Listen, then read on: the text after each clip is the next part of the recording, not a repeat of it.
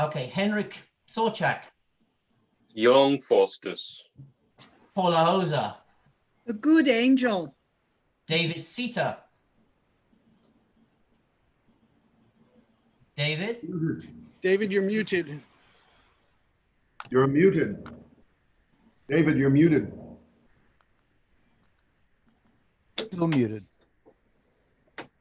Okay, David Sita, who is muted, is the evil angel, Raymond, King of Hungary, the fifth chanting friar, as you heard, and the Duke of Van Holt. Okay, Eleanor. I'm Eleanor Elizabeth Foreman, playing Cornelius, Beelzebub, a singing friar, the hostess, and then going back to being Beelzebub again. Okay. Roger. Valdez, Lucifer, and the Pope. Miguel. Hello, I am Miguel Alejandro Fania, and I will be playing the first scholar, Dick, and Sloth in that order. Clinton. Hi, I'm Clinton Powell. I'm second scholar, Covetousness, the Vintner, and Martino. Okay, and I am Stephen Brown, and I am playing Robert Thorpe, who should be playing Wagner, a chanting friar, and Frederick. David Bauer. Hi, David Bauer, playing Old Mephistopheles. I love Alex's background. Alex. Young Mephistopheles. Ben. Benvolio, Clown, and Robin. Not in that order. Okay, Jennifer. Okay, I am Gluttony, second chorus, the Archbishop of Reims, and the servant, in that order. Christina. Lechery, first soldier, third scholar, and third chorus, in that order. Jackie. Pride, Cardinal of Padua. Padua. What? I can't hear you. Padua. Padua. Yes. That's a walk-on. Second soldier and Carter. Okay, Jay. Hi, I'm Jay Aubrey Jones, and I'll be playing Bruno, Envy, the first singing friar, Charles V, the Emperor of Germany, and the Old Man. Okay, and finally, not last but not least, is our desiccated sunflower. Michael Gardner, Wrath, French Cardinal, Cardinal of France, Duke of Saxony, that's his name, yes, and the horse courser. And that, ladies and gentlemen, is it. And now I'm going to go and mute myself. All righty then. So yes, welcome to the Instant Shakespeare Company reading of the tragedy of Dr. Faustus by Christopher Marlowe. And so we will now begin. And I'll be reading this. I'm Paul Sugarman. I'll be reading the stage directions. The Tragical History of Dr. Faustus by Christopher Marlowe from the quarter of 1616, edited by the Reverend Alexander Dice. The Tragical History of the Life and Death of Dr. Faustus, written by G. Christopher Marlowe, London, printed for John White, and to be sold at his shop without Newgate at the sign of the Bible, 1616. Prologue. Enter chorus. Not marching in the fields of Thrasymene where Mars did mate the warlike Carthagins, nor sporting in the dalliance of love in courts of kings, where state is overturned, nor in the pomp of proud, audacious deeds, intends our muse to vaunt her heavenly verse. Only this, gentles, we must now perform the form of Faustus' fortunes, good or bad. And now to patient judgments we appeal, and speak for Faustus in his infancy. Now is he born of parents base of stock, in Germany within a town called Rhodes. At riper years to Wittenberg he went, whereas his kinsmen chiefly brought him up. So much he profits in divinity, that shortly he was graced with doctor's name, excelling all, and sweetly can dispute in the heavenly matters of theology. till swollen with cunning of a self-conceit, his waxen wings did mount above his reach, and melting heavens conspired his overthrow, for falling to a devilish exercise, and glutted now with learning's golden gifts, he surfeits upon cursed necromancy. Nothing so sweet as magic is to him, which he prefers before his chiefest bliss, and this the man that in his study sits. Exit. Act 1, Scene 1. Faustus discovered in his study. Settle thy studies, Faustus, and begin to sound the depth of that thou wilt profess, having commenced. Be a divine in show, yet level at the end of every art, and live and die in Aristotle's works. Sweet analytics, 'tis thou hast ravished me. Benedicere et finis logices. Is to dispute well logic's chiefest end. Affords this art no greater miracle? And read no more. Thou hast attained that end. A greater subject fitteth Faustus' wit. Bid economy farewell, and Galen come. Be a physician, Faustus. Heap up gold and be eternized for some wondrous cure. Summum bonum medicinae sanitas. The end of physics is our body's health. Why, Faustus, hast thou not attained that end? Are not thy bills hung up as monuments, whereby whole cities have escaped the plague and 1,000 desperate maladies been cured? Yet art thou still but Faustus and a man. Couldst thou make men to live eternally, or, being dead, raise them to life again, then this profession were to be esteemed. Physic, farewell. Where is Justinian? Reads. Si una edumque res legatur duobus alterem, alter valorem rei, etc., etc. A petty case of paltry legacies. Reads. Ex hereditare filium non potes pater nisi, etc., etc. Such is the subject of the institute and universal body of the law. This study fits a mercenary drudge who aims at nothing but external trash, too servile and illiberal for me. When all is done, divinity is best. Jerome's Bible, Faustus, view it well. Reads. Stipendium peccati mors est. Ha! Stipendum, etc. The reward of sin is death. That's hard. Reads. Si peccasse nagamus fallimur, et nulla est in nobis veritas. If we say that we have no sin, we deceive ourselves, and there is no truth in us. Why then, belike we must sin, and so consequently die. Aye, we must die an everlasting death. What doctrine call you this? Que sera, sera. What will be, shall be. Divinity, adieu. These metaphysics of the magicians, necromantic books are heavenly. Lines, circles, scenes, letters, and characters. Aye, these are those that Faustus most desires. Oh, what a world of profit and delight, of power, of honor and omnipotence is promised to the studious artisan. All things that move between the quiet poles shall be at my command. Emperors and kings are but obeyed in their several provinces, but his dominion that exceeds in this stretches as far as doth the mind of man. Sound magician is a demigod. Here tire my brains to gain a deity. Enter Wagner. Wagner, commend me to my dearest friends, the German Valdez and Cornelius. Request them earnestly to visit me. I will, sir.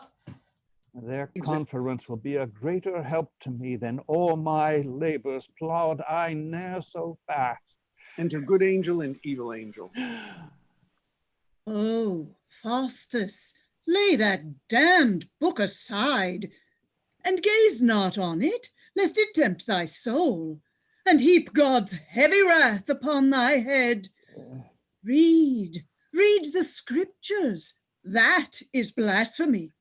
Go forward, Faustus, in that famous art wherein all nature's treasure is contained. Be thou on earth as Jove is in the sky, lord and commander of these elements. How am I glutted with conceit of this? Shall I make spirits fetch me what I please? Resolve me of all ambiguities? Perform what desperate enterprise I will? I'll have them fly to India for gold, ransack the ocean for orient pearl, and search all corners of the newfound world for pleasant fruits and princely delicates. I'll have them read me strange philosophy and tell the secrets of all foreign kings.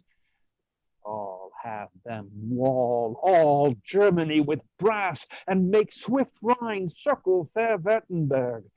I'll have them fill the public schools with silk, wherewith the students shall be bravely clad. I'll levy soldiers with the coin they bring, and chase the Prince of Parma from our land, and reign the sole king of all the provinces. Yea, stranger engines for the brunt of war than was the fiery keel at Antwerp bridge. I'll make my servile spirits to invent. Enter Valdez and Cornelius. Come, German Valdez and Cornelius, and make me blessed with your sage conference. Valdez, sweet Valdez and Cornelius, know that your words have won me at the last to practice magic and concealed arts. Philosophy is odious and obscure. Both law and physics are for petty wits. 'Tis magic that hath ravished me. Then, gentle friends, aid me in this attempt, and I, that have with subtle syllogisms gravelled the pastors of the German church, and made the flowering pride of Wittenberg swarm to my problems as the infernal spirits on sweet Musaeus when he came to hell, will be as cunning as Agrippa was, whose shadow made all Europe honor him. Faustus, these books, thy wit and our experience, shall make all nations to canonize us. As Indian Moors obey their Spanish lords, so shall the spirits of every element be always serviceable to us three. Like lions shall they guard us when we please, like Almain rutters with their horsemen's staves, or Lapland giants trotting by our sides. Sometimes like women or unwedded maids, shadowing more beauty in their airy brows than have the white breasts of the Queen of Love. From Venice shall they drag huge argosies, and from America the golden fleece that yearly stuffs old Philip's treasury, if learned Faustus will be resolute.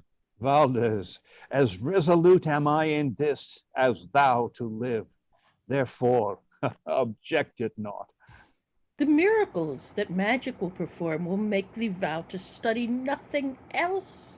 He that is grounded in astrology, enriched with tongues, well seen in minerals, hath all the principles magic doth require.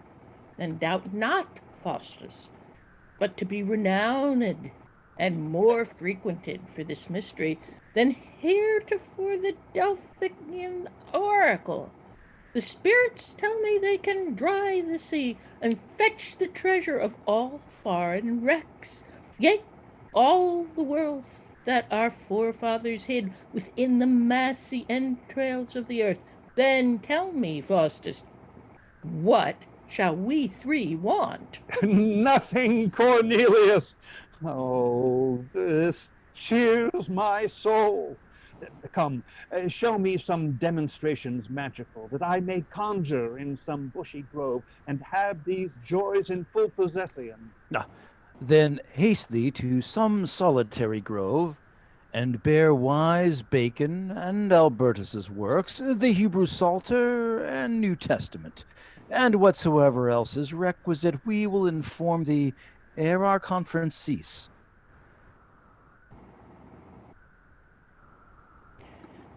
Faustus, first let him know the words of art, and then all other ceremonies learned. Faustus may try his cunning by himself. First, I'll instruct thee in the rudiments, and then thou wilt be perfecter than I. Then come and dine with me, and after meat we'll canvass every quiddity thereof, for ere I sleep I'll try what I can do. This night I'll conjure, though I die therefore. Exeunt, Act 1, Scene 2. Enter two scholars. I wonder what's become of Faustus.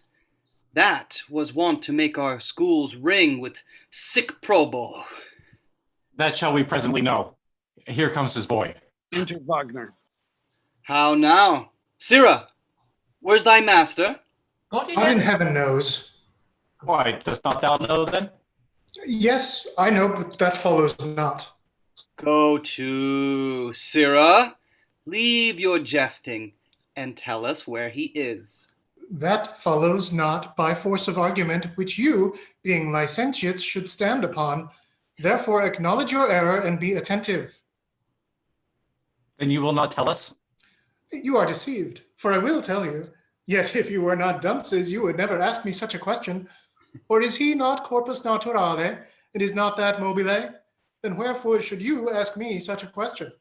But that I am by nature phlegmatic, slow to wrath, and prone to lechery, to love I would say, it were not for you to come within 40 foot of the place of execution, although I do not doubt but to see you both hanged the next sessions.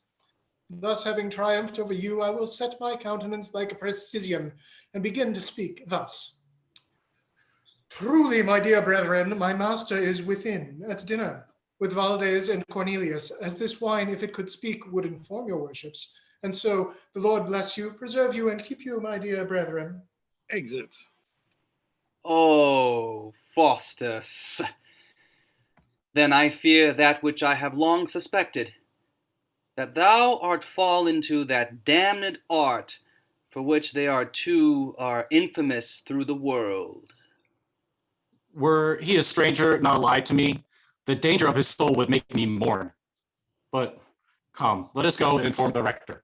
It may be his grave counsel may reclaim him. I fear me nothing will reclaim him now. Yeah, let's see what we can do. Exeunt, Act 1, Scene 3. Enter Faustus. Now that the gloomy shadow of the night, longing to view Orion's drizzling look, leaps from the Antarctic world unto the sky and dims the welkin with her pitchy breath. Faustus, begin thine incantations and try if devils will obey thy hest, seeing thou hast prayed and sacrificed to them. Within this circle is Jehovah's name, forward and backward anagrammatized, the abbreviated names of holy saints, figures of every adjunct to the heavens, and characters of signs and erring stars by which the spirits are enforced to rise. Then fear not, Faustus, to be resolute and try the utmost magic can perform. Thunder.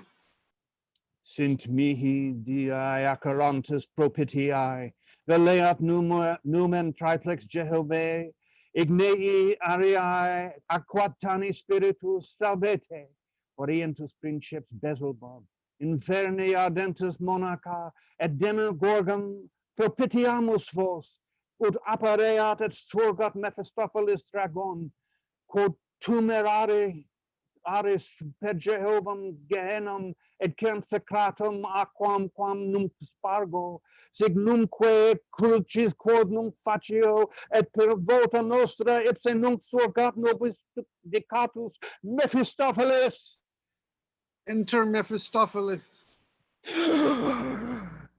I charge thee to return and change thy shape. Thou art too ugly to attend on me. Go and return an old Franciscan friar. That holy shape becomes the devil best. Exit Mephistopheles. I see there's virtue in my heavenly words. Who would not be proficient in this art?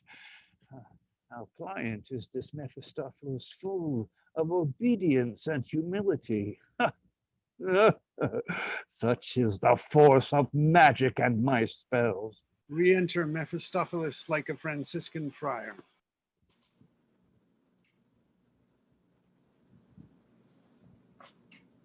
Now, Faustus, what wouldst thou have me do? I charge thee, wait upon me whilst I live, to do whatever Faustus shall command, be it to make the moon drop from her sphere or the ocean to ever overwhelm the world. I am a servant to great Lucifer, and may not follow thee without his leave. No more than he commands must we perform. Did he not charge thee to appear to me? No, I came hither of mine own accord. Did not my conjuring speeches raise thee? Speak. That was the cause, but yet per accidens. For when we hear one rack the name of God, abjure the scriptures and his Savior Christ, we fly in hope to get his glorious soul. Nor will we come unless he use such means whereby he is in danger to be damned. Therefore, the shortest cut to be damned is stoutly to abjure the Trinity and pray devoutly to the Prince of Hell. So Faustus hath already done, and holds this principle, that there is no chief but only Beelzebub, to whom Faustus doth dedicate himself. This word damnation terrifies not me, for I confound hell in Elysium. My ghost be with the old philosophers. But leaving these vain trifles of men's souls, tell me, what is that Lucifer thy lord? Archregent and commander of all spirits. Was not that Lucifer an angel once? Yes, Faustus, and most dearly loved of God. How comes it then that he is prince of devils? Oh, by aspiring pride and insolence, for which God threw him from the face of heaven. And what are you that live with Lucifer? Unhappy spirits that fell with Lucifer, conspired against our God with Lucifer, and are forever damned with Lucifer. Where are you damned? In hell. How comes it then that thou art out of hell? Why, this is hell, nor am I out of it. Thinkst thou that I, who saw the face of God and tasted the eternal joys of heaven, am not tormented with 10,000 hells in being deprived of everlasting bliss? Oh, Faustus, leave these frivolous demands which strike a terror to my fainting soul. What? Is great Mephistopheles so passionate for being deprived of the joys of heaven? Learn thou of Faustus manly fortitude, and scorn those joys thou never shalt possess. Go, bear these tidings to great Lucifer. Seeing Faustus hath incurred eternal death by desperate thoughts against Jove's deity, say he surrenders up to him his soul, so he will spare him for 24 years, letting him live in all voluptuousness, having thee ever to attend on me and give me whatsoever I shall ask, to tell me whatsoever I demand, to slay mine enemies and to aid my friends, and always be obedient to my will. Go and return to mighty Lucifer, and meet me in my study at midnight, and then resolve me of thy master's mind. I will, Faustus. Exit. Had I as many souls as there be stars, I'd give them all for Mephistopheles. By him I'll be great emperor of the world and make a bridge through the moving air to pass the ocean with a band of men. I'll join the hills that bind the Afric shore and make that country continent to Spain, and both contributory to my crown. The emperor shall not live but by my leave, nor any potentate of Germany. Now that I have tamed what I desired, I live in speculation of this art till Mephistopheles return again.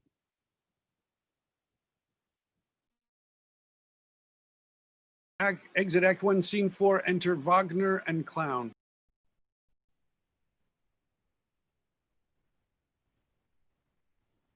Sorry. Come hither, boy. Come hither, sirrah boy. Boy? Disgrace to my person. Zones, boy, in your face. Have you seen many boys with beards, I'm sure? Sirrah, hast thou no comings in? Yes, and goings out too, you may see, sir. Alas, poor slave, see how poverty jests in his nakedness. I know the villain's out of service, and so hungry that I know he would give his soul to the devil for a shoulder of mutton, though it were blood raw. Not so, neither. I'd need to have it well roasted and a good sauce to it. If I pay so dear, I can tell you. Sirrah, wilt thou be my man and wait on me, and I will make thee go like qui mihi discipulus? What, in verse? No, slave, in beaten silk and staves acre. Staves acre. That's good to kill vermin. Then be like, if I serve you, I shall be lousy. Why, so thou shalt be, whether thou dost it or no. For, sirrah, if thou dost not presently bind thyself to me, for 7 years I'll turn all the lice about thee into familiars, and make them tear thee in pieces. Nay, sir, you may save yourself a labor, for they are as familiar to me as if they paid for their meat and drink, I can tell you. Oh, sirrah, I'll leave your jesting, and take these guilders. Gives money. Yes, marry, sir, and I thank you. So, now thou art to be at an hour's warning, whensoever and wheresoever the devil shall fetch thee. Here, take your guilders again, on none of them. Not I, thou art pressed. Prepare thyself, or I will presently raise up 2 devils to carry thee away. Ban you, Belcher! Belcher! And Belcher, come here, I'll belch him! I'm not afraid of a devil. Devils. How now, sir? Will you serve me now? Aye. Good Wagner, take away the devils then. Spirits away. Ixian devils. Now, sirrah, follow me. I will, sir, but hark you, master. Will you teach me this conjuring occupation? Aye, sirrah, I'll teach thee to turn thyself to a dog, or a cat, or a mouse, or a rat, or anything. A dog, or a cat, or a mouse, or a rat. Oh, brave Wagner. Villain, call me Master Wagner, and see that you walk attentively, and that your right eye be always diametrically fixed upon my left heel, that thou mayst quasi vestigiis nostris insistere. Well, sir, I warrant you. Exeunt. Act 2, Scene 1. Faustus discovered in his study. Now, Faustus, must thou needs be damned? Canst thou not be saved? What boots it then to think on God or heaven? Away with such vain fancies and despair. Despair in God and trust in Beelzebub. Now go not backward, Faustus. Be resolute. Why waverest thou? Oh, something soundeth in mine ear. Abjure this magic, turn to God again. Why, he loves thee not. The God thou servest is thine own appetite, wherein is fixed the love of Beelzebub. To him I'll build an altar and a church, and offer lukewarm blood of newborn babes. Enter good angel and evil angel. Go forward, Faustus, in that famous art. Sweet Faustus, leave that execrable art. Contrition, prayer, repentance, what of those? Oh, they are means to bring thee unto heaven. No, Faustus, think of honor and of wealth.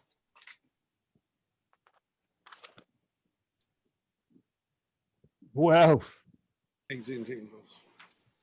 Why, the Signory of Emden shall be mine when Mephistopheles shall stand by me. What power can hurt me? Faustus, thou art safe. Cast no more doubt. Mephistopheles, come and bring glad tidings from great Lucifer. Is it not midnight? Come, Mephistopheles, and bring glad tidings from great Lucifer. Is it not midnight? Come, Mephistopheles, veni, veni, Mephistophele. Enter Mephistopheles. Now tell me, what saith Lucifer, thy lord? That I shall wait on Faustus whilst he lives, so he will buy my service with his soul. Already Faustus has hazarded that for thee. But now thou must bequeath it solemnly and write a deed of gift with thine own blood, for that security craves great Lucifer. If thou deny it, I must back to hell. Stay, Mephistopheles, and tell me, what good my soul what good will my soul do thy Lord? Enlarge his kingdom. Is that the reason why he tempts us thus? Solam in miseris socios habuisse dolores. Why, have you any pain that torture others? As great as have the human souls of men. But tell me, Faustus, shall I have thy soul?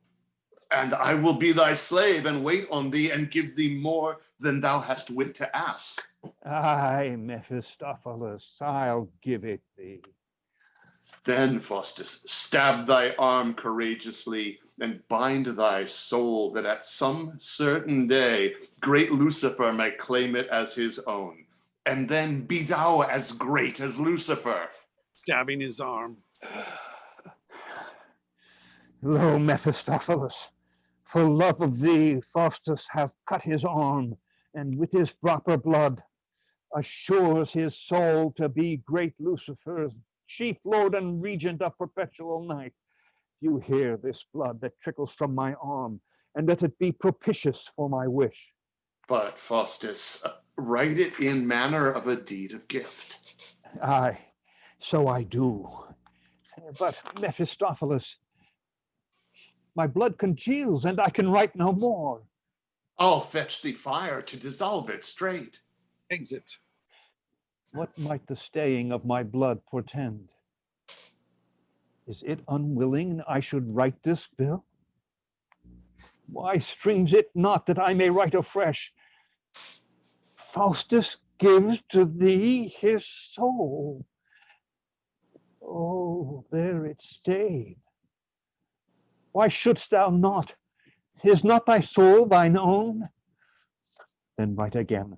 Faustus to thee gives to thee his soul. We enter Mephistopheles with the chafer of fire. See, Faustus, here is fire. Set it on. So, now the blood begins to clear again. Now will I make an end immediately. Right. What will I not do to obtain his soul? Consummatum est. This bill is ended, and Faustus hath bequeathed his soul to Lucifer. But what is this inscription on mine arm? Homo fugae. Oh. Whither should I fly? If unto God, he'll throw me down to hell. Oh, my senses are deceived. Here's nothing writ. Oh, yes, I see it plain. Even here is writ, Homo fugae. Yet shall not Faustus fly. I'll fetch him somewhat to delight his mind. Aside and then exit. Enter devils, giving crowns and rich apparel to Faustus. They dance and then depart, re-enter Mephistopheles. What means this show? Nothing, Faustus.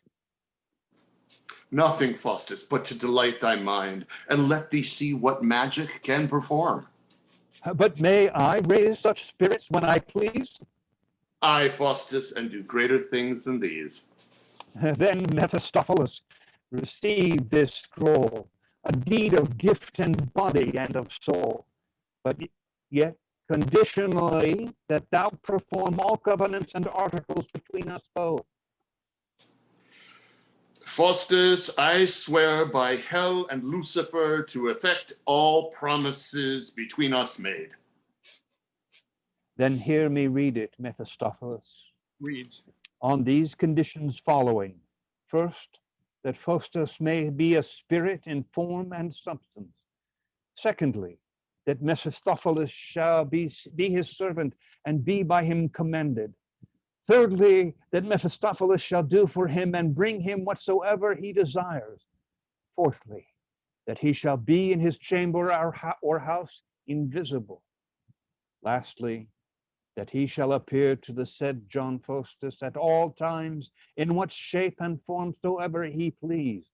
I, John Faustus of Wittenberg, doctor, by these presents, do give both body and soul to Lucifer, prince of the East, and his minister Mephistopheles, and furthermore grant to them that 24 years being expired, and these articles above written being inviolate, full power to fetch or carry the said John Faustus, body and soul, flesh and blood, into their habitation wheresoever. Speak. By me, John Faustus. Speak, Faustus, do you deliver this as your deed?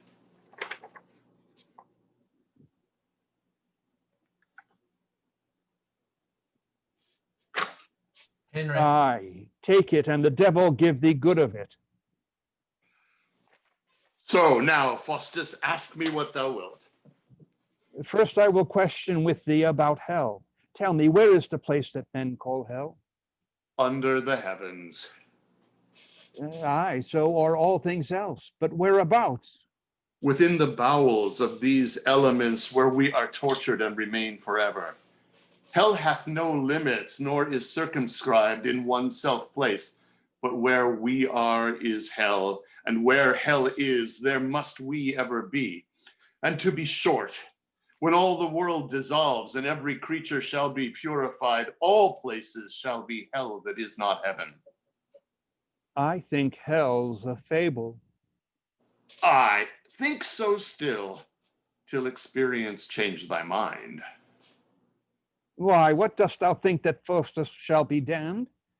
I, of necessity, for here's the scroll in which thou hast given thy soul to Lucifer. Aye, and body too. And what of that? Thinkst thou that Faustus is so fond to imagine that after this life there is any pain? No, these are trifles and mere old wives' tales. But I am an instance to prove the contrary. For I tell thee, I am damned and now in hell. Nay, and this be hell. I'll willingly be damned. What? Sleeping, eating, walking, and disputing. But leaving this, let me have a wife, the fairest maid in Germany, for I am wanton and lascivious, and cannot live without a wife. I prithee, Faustus, talk not of a wife.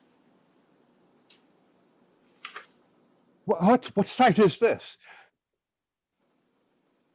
Mephistopheles fetches in a woman devil. Now, what sight is this? Wilt thou have a wife? Here's a hot whore indeed. No, I'll no wife. Well, marriage is but a ceremonial toy. And if thou lovest me, think no more of it. I'll cull thee out the fairest courtesans, and bring them every morning to thy bed. She whom thine eye shall like, thy heart shall have. were she as chaste as was Penelope, as wise as Saba, or as beautiful as was bright Lucifer before his fall. Here, take this book, peruse it well. The iterating of these lines brings gold. The framing of this circle on the ground brings thunder, whirlwinds, storm, and lightning. Pronounce this thricely devoutly to thyself, and men in harness shall appear to thee, ready to execute what thou commandest. Thanks, Mephistopheles, for this sweet book.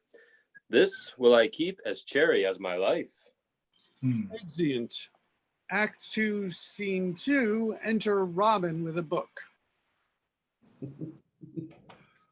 Dick, look to the horses there till I come again.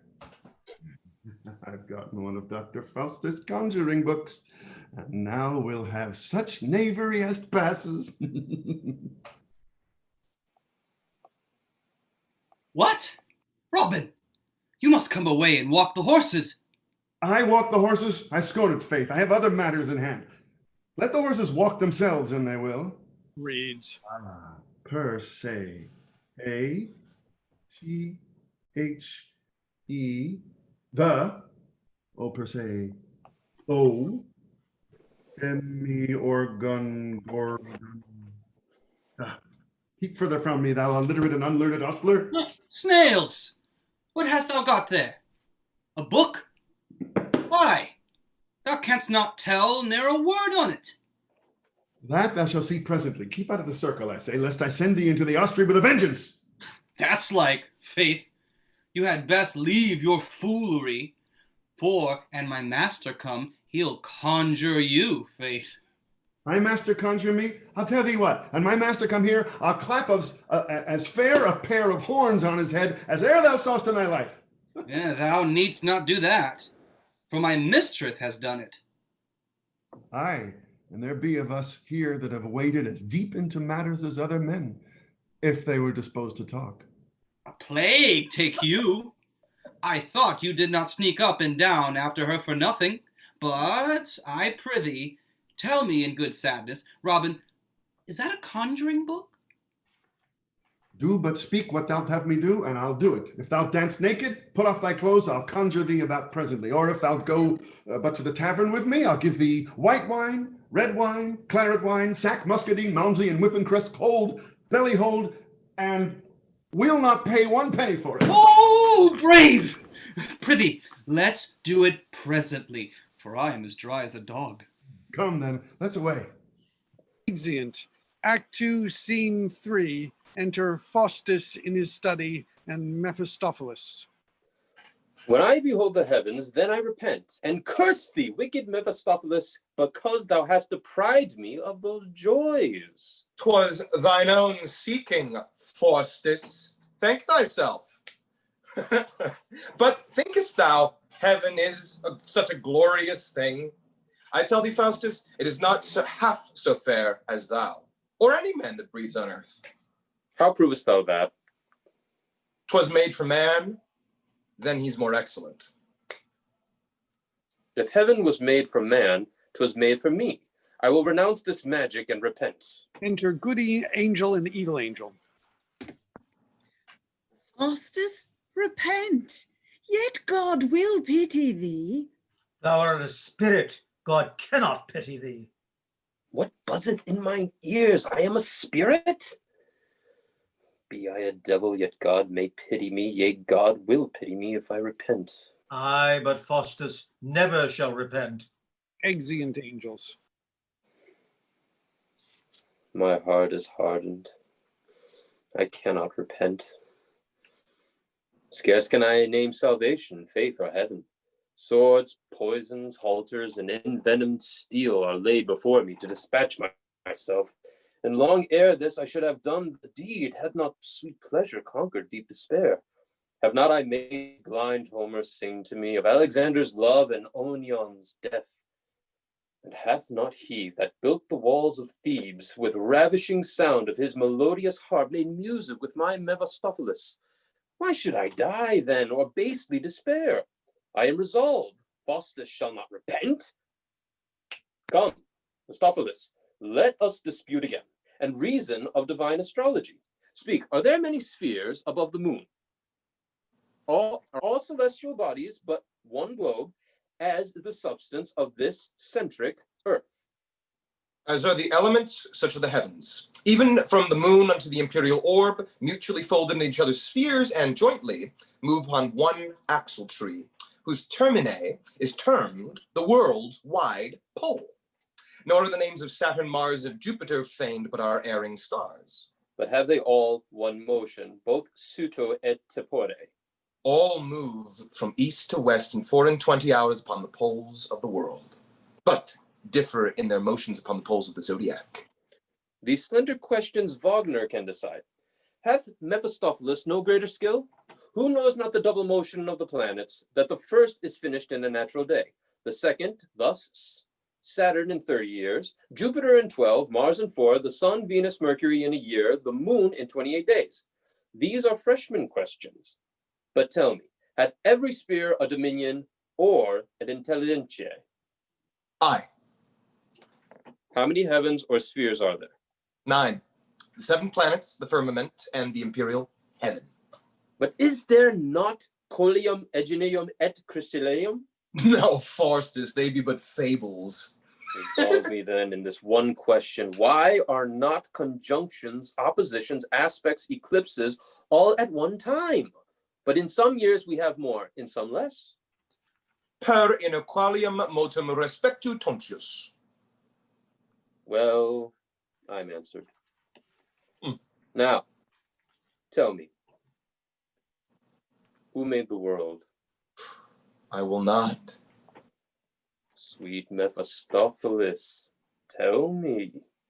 Move me not, Faustus. Villain, have I not bound thee to tell me any things? Aye, that is not against our kingdom, this is. Thou art damned. Think thou of hell. Think, Faustus, upon God that made the world. Remember this. Exit.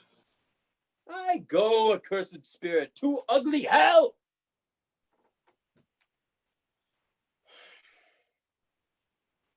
Does thou hast damned distressed Faustus' soul?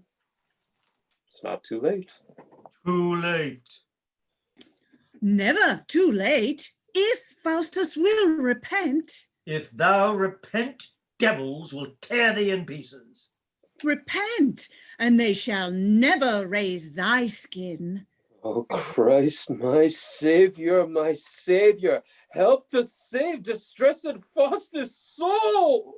Enter Lucifer, Beelzebub, and Mephistopheles. Christ cannot save thy soul, for he is just.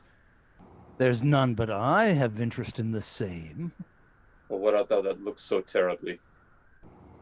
I am Lucifer. And this is my companion, Prince in Hell. Oh, Faustus, they are come to fetch thy soul. We are come to tell thee thou dost injure us. Thou call'st on Christ, contrary to thy promise. Thou shouldst not think on God. Think on the devil. And his damned too. Nor will Faustus henceforth pardon him for this. And Faustus vows never to look to heaven. So shalt thou show thyself an obedient servant, and we will highly gratify thee for it. Faustus, we are come from hell in person to show thee some pastime. Sit down, and thou shalt behold the 7 deadly sins appear to thee in their own proper shapes and likeness. That sight will be as pleasant unto me as paradise was to Adam the first day of his creation. Talk not of paradise or creation, but mark the show. Go, Mephistopheles, and fetch them in. Mephistopheles brings in the 7 deadly sins. Now, Faustus, question them of their names and dispositions. That shall I soon. What art thou, the first? I am pride. I disdain to have any parents. I am like Torvid's flea. I can creep into every corner of a wench. Sometimes like a periwig, I sit upon her brow. Next, like a necklace, I hang about her neck. Then like a fan of feathers, I, kiss her lips. And then turning myself into a wart smock, do what I like. Oh, but fie, what a smell is here. I'll not speak a word more for a king's ransom unless the ground be perfumed and covered with cloth of arras. Thou art a brave knave indeed. What art thou, the second? I am covetousness, begotten of an old churl in a leather bag, and might I now obtain my wish? This house you and all should turn to gold, that I might lock you safe into my chest. Oh, my sweet gold. And what art thou, the third? I am Envy, begotten of a chimney sweeper and an oyster wife. I cannot read, and therefore wish all books burned.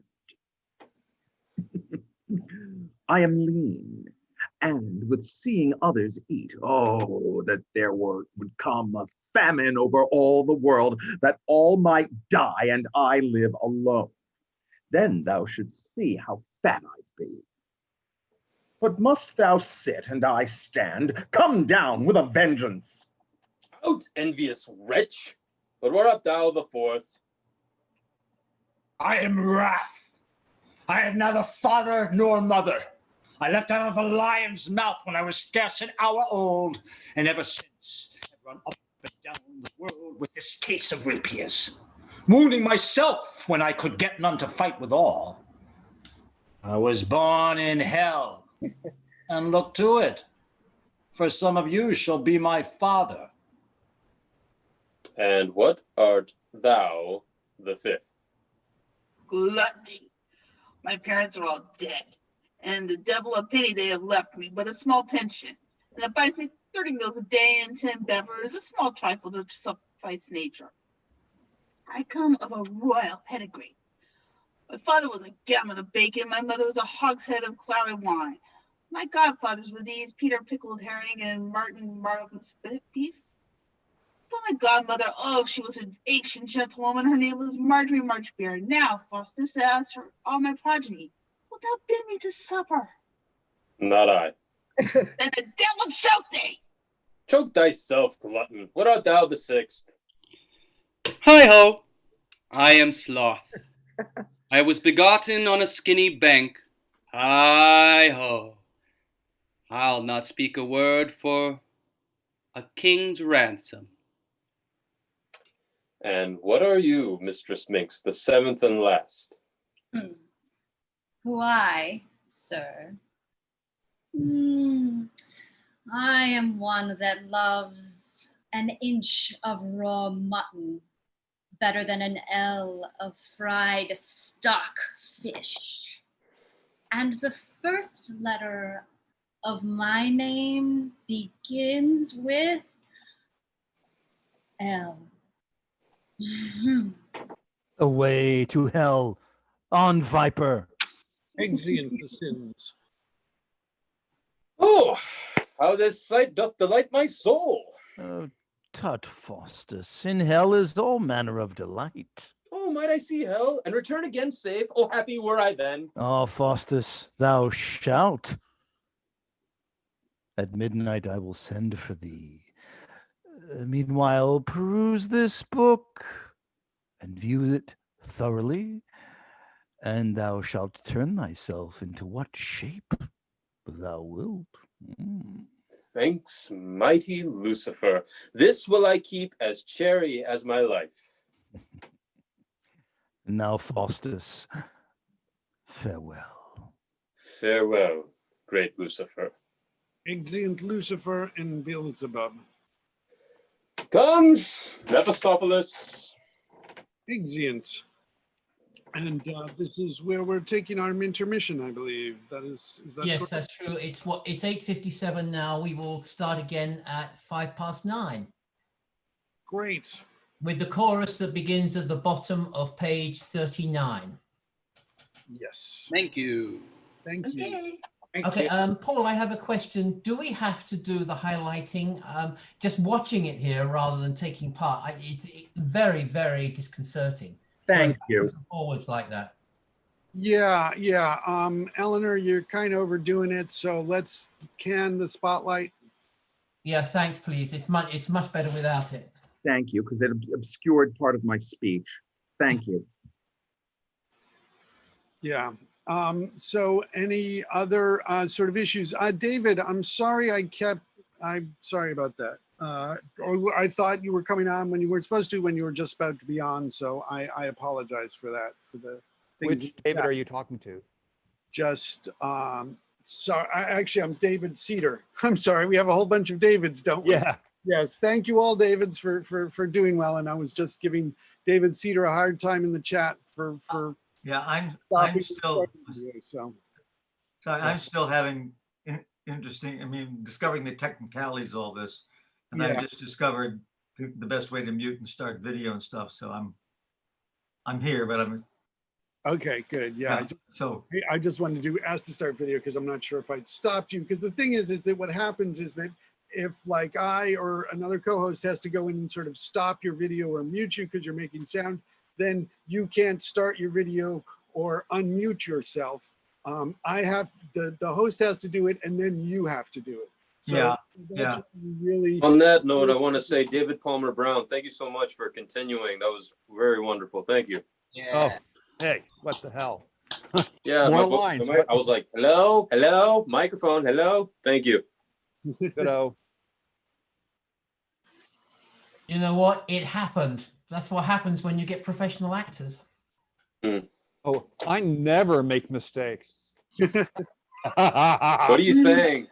It's not my fault. I always make mistakes. Well, I did a production I run. always say I am never wrong, although I may be seldom right. Right. I was in Romeo and Juliet once and told the nurse to shut up. You're You kidding. can say a lot of things in Shakespeare, but shut up isn't one of them. No. True story. I was doing Shakespeare in the Park, similar, and I was Oberon, Midsummer. And I was doing one of the soliloquies, and a motorcyclist, the road was right there by the park, and he was like, fuck you. And I was like, oh, and I can't improvise. I can't.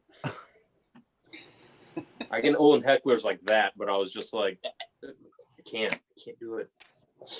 I was near the public theater, and I was going over the love song of J. Alfred Prufrock, and this guy like walks past me, and he kind of stops, and he's like thinking for a second, and he turns around, and he says, "Is that J. Alfred Prufrock?" And I was like, "Yeah," and he's like, "I know that. That's the guy, T.S. Eliot, right?" And I'm like, yeah. How did you know what I was practicing? He's like, oh, my best friend has a heavy metal band, and he made an entire song using just the words from the love song of J. Alfred Prufrock. Wow. Huh. Measuring out his life in coffee spoons, huh? I guess so. With like 4 chords of rock. I don't know. I was going to say, that doesn't... I wouldn't think of that as T.S. Eliot's musical setting, but no. Yeah, but you know, you wouldn't have thought that the founding fathers would be rapping on Broadway. Yeah. Well, and who would have thought that Cats would have been? Oh my goodness! Like what? Of all the things. You know, you should write that in a letter to the Metropolitan section of the New York Times. That would go down well. I know. In hindsight, right? Like, hey, you know, it'd be really good. Yeah. A Frozen, a Broadway musical called Frozen, based off the Ice Queen. Yeah, it kind of writes itself. Hey, nothing beats Annie too. Yeah, for real. I actually was honored to do a long time ago when much with no hair on my face, Murder in the Cathedral. We did the whole thing. Murder in the Cathedral. Yeah, which is play. Eliot. Yeah, the T.S. Eliot play, right? Yeah. I think one of the most underrated ones is Family Reunion. I read all those. I love them, but are they ever done? Almost I mean, if this was the West End, maybe. Right. I know T.S. Eliot won a Tony Award for one of his plays. It might have been Family Reunion, actually. That's the one. It would have been Family Reunion, I think, if anything. I've listened to recordings of them. It must be like very good to like listen to because it's like music, you know, what he writes. Yeah. Right. But it's a little too talky and I think intellectual for most people. When I first moved to New York, I took a playwriting class with Aaron Frankel. And I said, I really wanted to write like T.S. Eliot. He says, but he's a terrible dramatist. I think there's actually some truth to that. He's a great poet, but not a great dramatist. Yeah, I said, yeah, that's true. It's just very powerful. The murder Sometimes- Steve that we Sometimes did was said something interesting. Apologies for the interruption. To that effect, he said in an interview, "Poets don't make good lyricists because they always get too flowerful rather than too truthful." So there might be some validity in that. That could be why they never do his plays. I don't know. They don't tend to do them much. But in Catholic University, David, we did a reader's theater, and we did This Is the Way the World Ends. You went to Catholic University? I only did a summer course after I got out of high school. It was a transition. I'm so grateful for it, actually, because it was a good introduction. It was only for a month and a half in Washington, D.C. in 1975. And I went to grad school at Catholic. I know you did. Jack Carr, and I read Father Hartke. I remember. I guess the moral of the story here is it's easier for a bad playwright to be a good poet than for a good poet to be a bad playwright. Yeah. I'm not sure that's Follow that one for a second. I'm going to go get a coffee. I like this for the Cardinal. What do you think? No? Flowery. You're getting Okay, ladies and gentlemen, it's 5 minutes past 9. I think we should go back if Jennifer is ready to regale us with a learned Faustus. No, we're starting with the chorus on the bottom of page 39. Yes. The bottom, the last 3 lines of page 39. Okay. All right, enter chorus.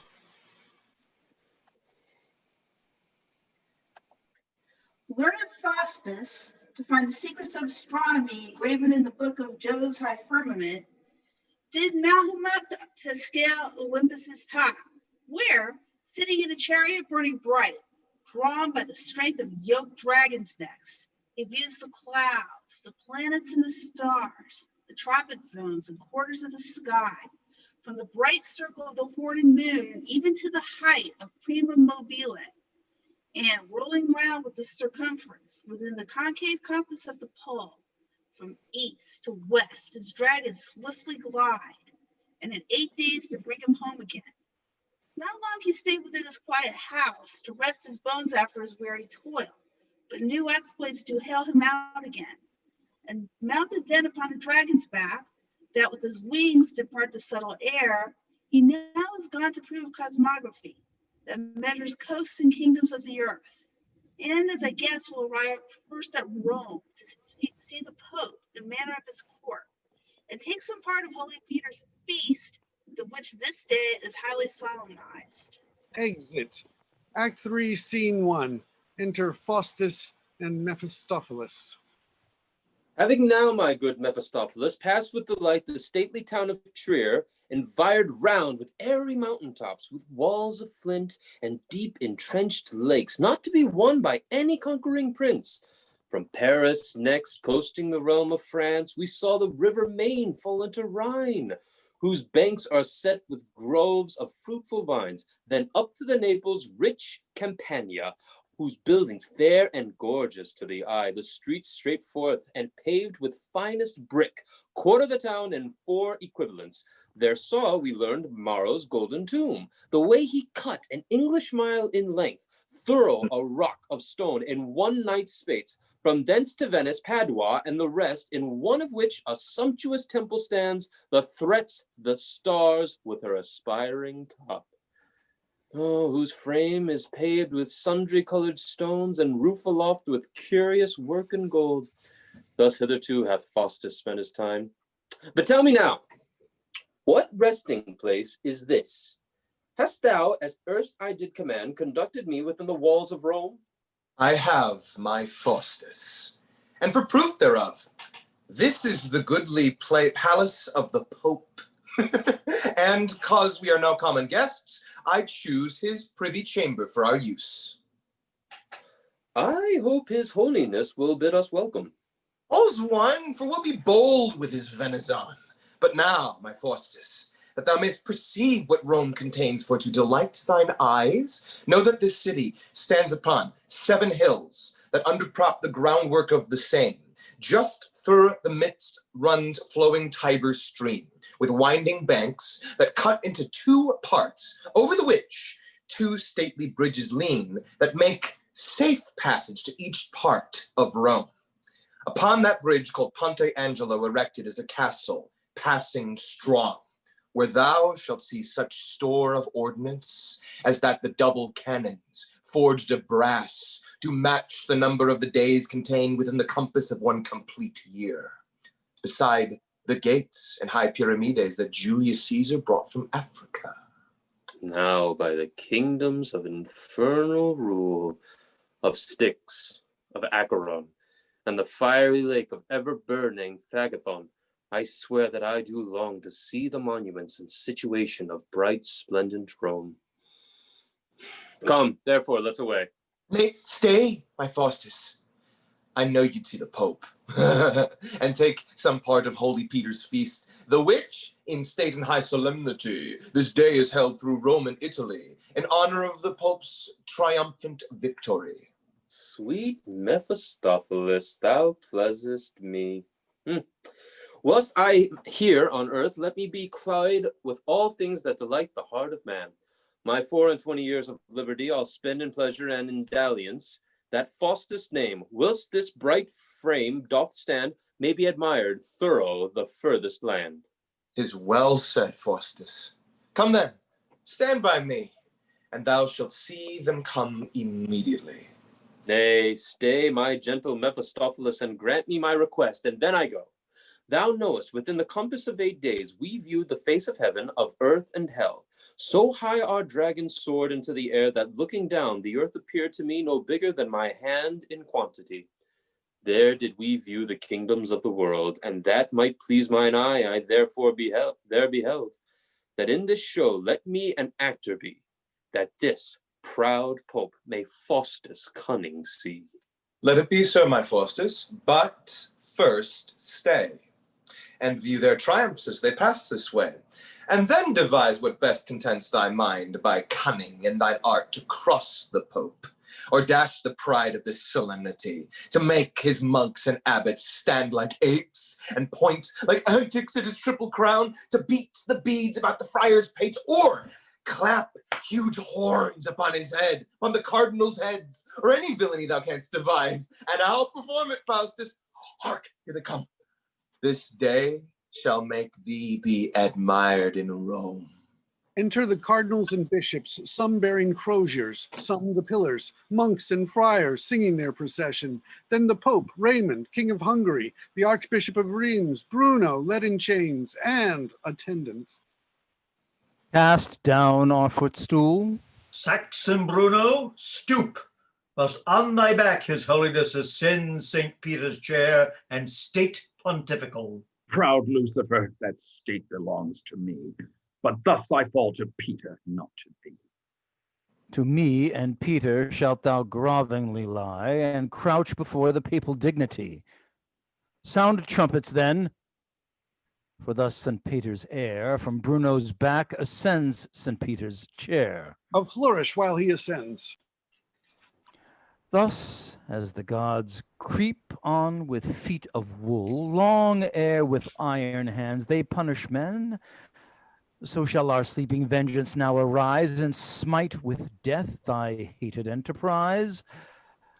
The Lord Cardinals of France and Padua, go forthwith to our holy consistory, and read among the statutes decretal what by the Holy Council held at Trent The sacred synod hath decreed for him that doth assume the papal government without election and a true consent. Away, and bring us word with speed. You go, my lord. Exeunt cardinals of France and Padua. Lord Raymond. They converse in dumb show. Go hastily, gentle Mephistopheles, follow the cardinals to the consistory, and they turn their superstitious books, strike them with sloth and drowsy idleness, and make them sleep so sound that in their shapes thyself and I may parley with this pope, this proud confronter of the emperor, and in despite of all his holiness, restore this Bruno to his liberty, and bear him to the states of Germany. Faustus, I go. Dispatch it soon. The Pope shall curse that Faustus came to Rome. Exeunt Faustus and Mephistopheles. Pope Adrian, let me have right of law. I was elected by the emperor. We will depose the emperor for that deed and curse the people that submit to him. Both he and thou shall stand excommunicate and interdict from church's privilege and all society of holy men.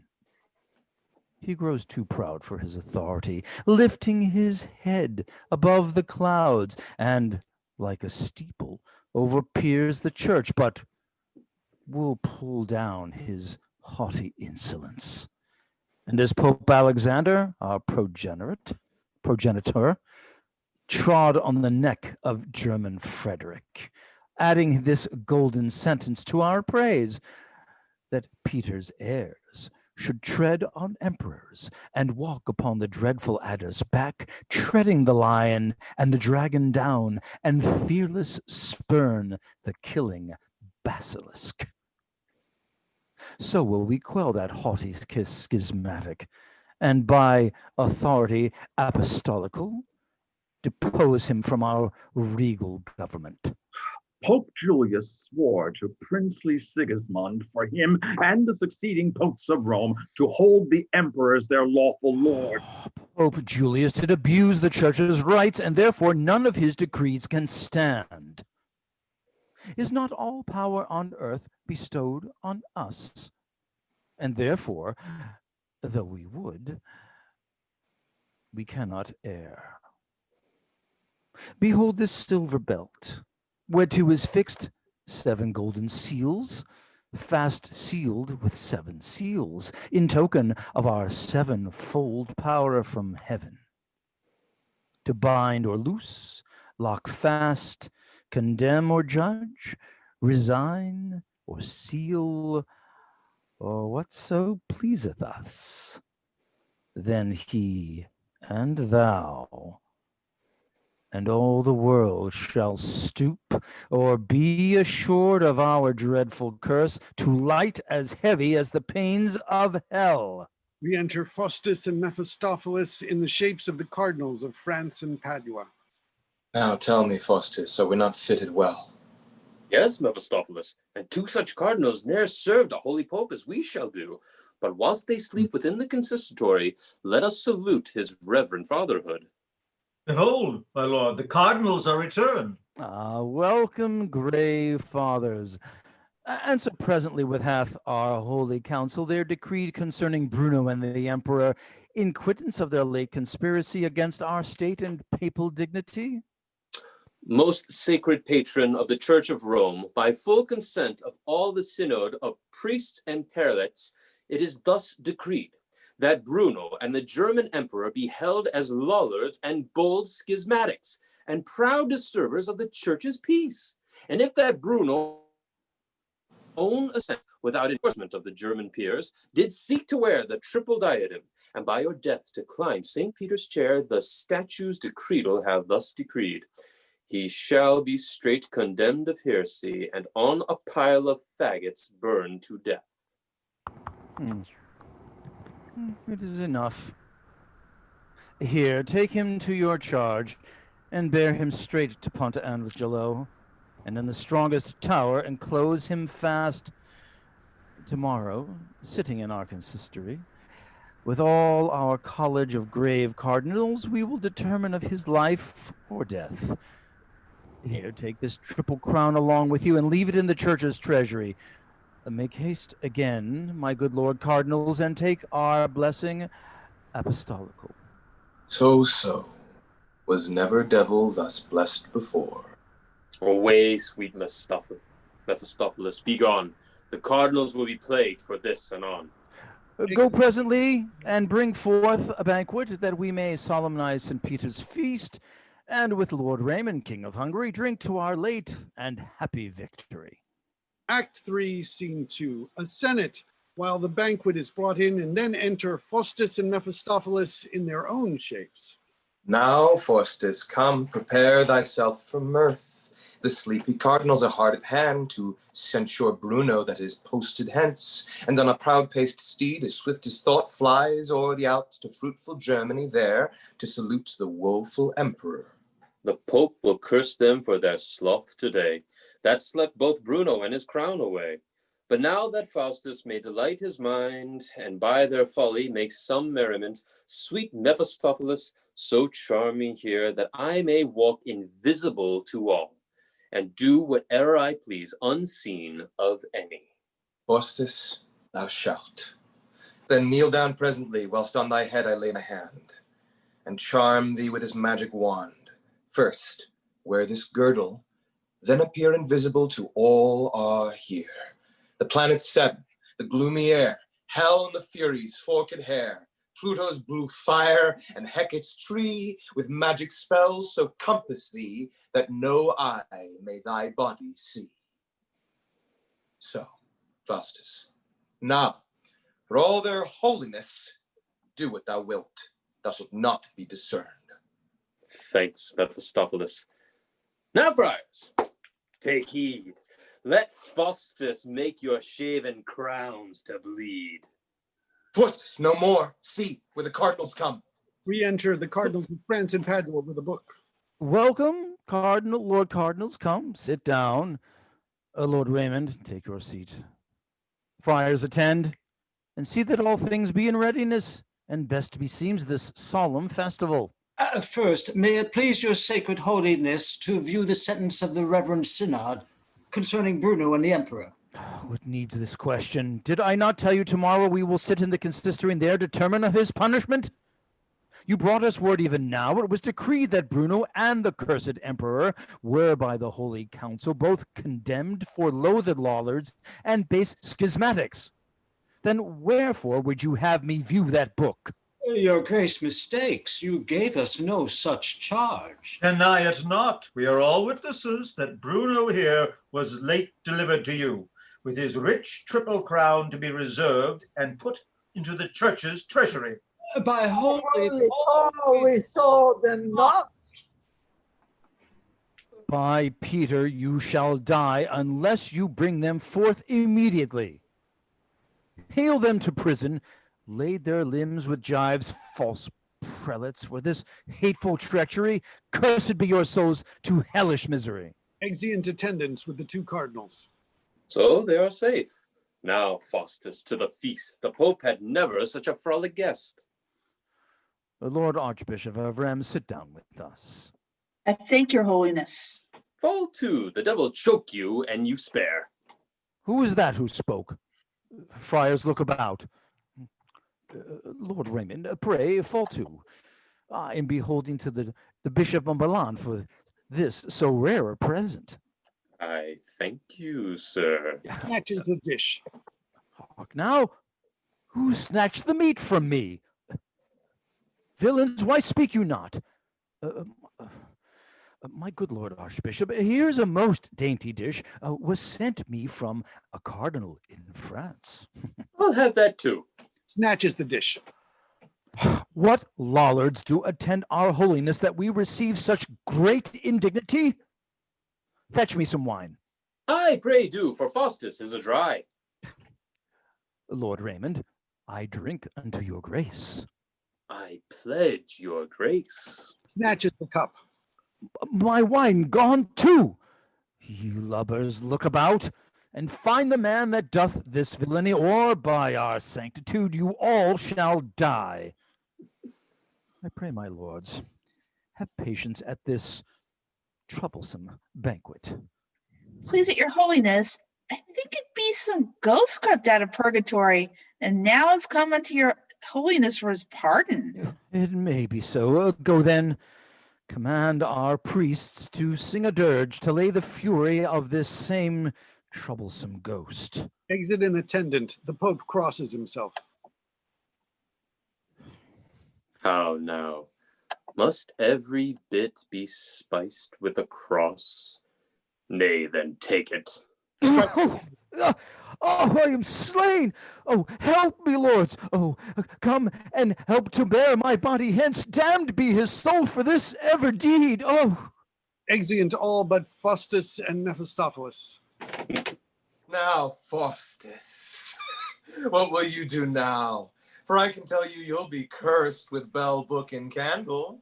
Bell, book, and candle. Candle, book, and bell, forward and backward to curse Faustus to hell. We enter the friars with bell, book, and candle for the dirge.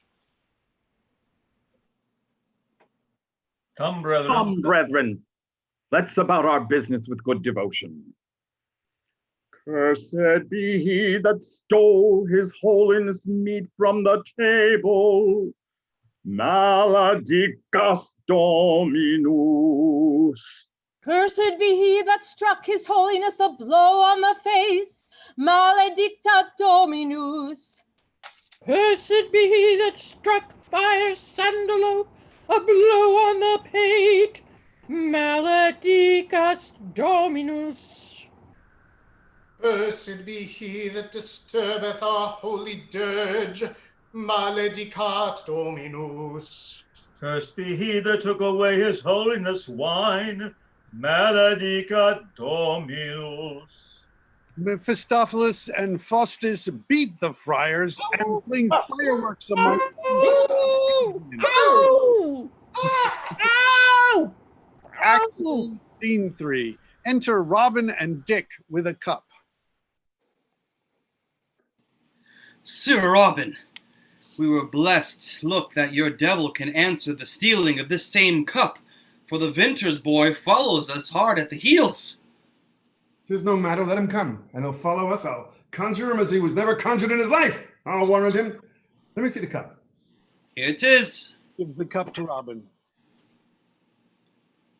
Yonder he comes. Now, Robin, now or never, show thy cunning. Enter Vintner. Oh, are you here? I am glad I have found you. You are a couple of fine companions, pray. Where's the cup you stole from the tavern? Oh, now, we steal a cup? Take heed what you say. We look not cup stealers, I can tell you.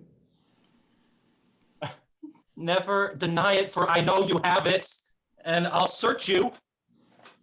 Search me. I and spare not. Hold the cup. Come, come, search me, search me. The vintner searches him. Come on, sir, let me search you now. Aye, do. Hold the cup, Robin. I fear not your searching. We scorn to steal your cups, I can tell you. Vintner searches him. Never outface me for the matter, for sure the cup is between you two. Nay, there you lie. 'Tis beyond us both. A plague take you. I thought 'twas your knavery to take it away. Come, give it me again. Aye, much. When can you tell? Dick, make me a circle and stand close on my back and stir not for thy life. Vintner, you shall have your cup anon. Say nothing, Dick. Oh, per se. Oh, Demogorgon, Belcher, and Mephistopheles. Enter Mephistopheles. You princely legions of infernal rule, I am vexed by these villains' charms. From Constantinople have they brought me now, only for pleasure of these damned slaves. Exit Vintner. By your lady, sure, you have had a shrewd journey of it. Will it please you to take a shoulder of mutton to supper and a tester to your purse and go back again? No? Aye, I pray you heartily, sir, for we called you but in jest, I promise you. To purge the rashness of this cursed deed, first be thou turned into this ugly shape, for apish deeds transformed into an ape. Oh, brave an ape! I pray, sir, let me have the carrying of him about to show some tricks. And so shalt thou be transformed to a dog, and carry him upon thy back. Away, be gone. A dog? That's excellent. Let the maids look well to their porridge pots, for I'll into the kitchen presently. Come, Dick, come. Now, with the flames of ever-burning fire, I'll wing myself, and forthwith fly amain unto my Faustus, to the great Turk's court. Exit. Act 4, Scene 1. Enter Martino and Frederick at several doors. What ho, officers, gentlemen. Hide at the presence to attend the emperor. Good Frederick, see the rooms be voided straight. His Majesty is coming to the hall. Go back and see the state in readiness. But where is Bruno, our elected pope, that on a fury's back came post from Rome? Will not his grace consort the emperor? Oh, yes, and with him comes the German conjurer, the learned Faustus, fame of Wittenberg, the wonder of the world for magic art, and he intends to show great Carolus the race of all his stout progenitors, and bring in presence of his majesty the royal shapes and perfect semblances of Alexander and his beauteous paramour. Where's Benvolio? Fast asleep, I warrant you. He took his rouse with stoups of Rhenish wine, so kindly yesternight to Bruno's health, that all this day the sluggard keeps his bed. Well, see, his window's open. We'll call to him. What ho, Benvolio? Enter Benvolio above at a window in his nightcap, buttoning. What a devil are you two? Speak softly, sir, lest the devil hear you. For Faustus at the court is late arrived, and at his heels 1,000 furies wait to accomplish whatsoever the doctor please. What of this? Come.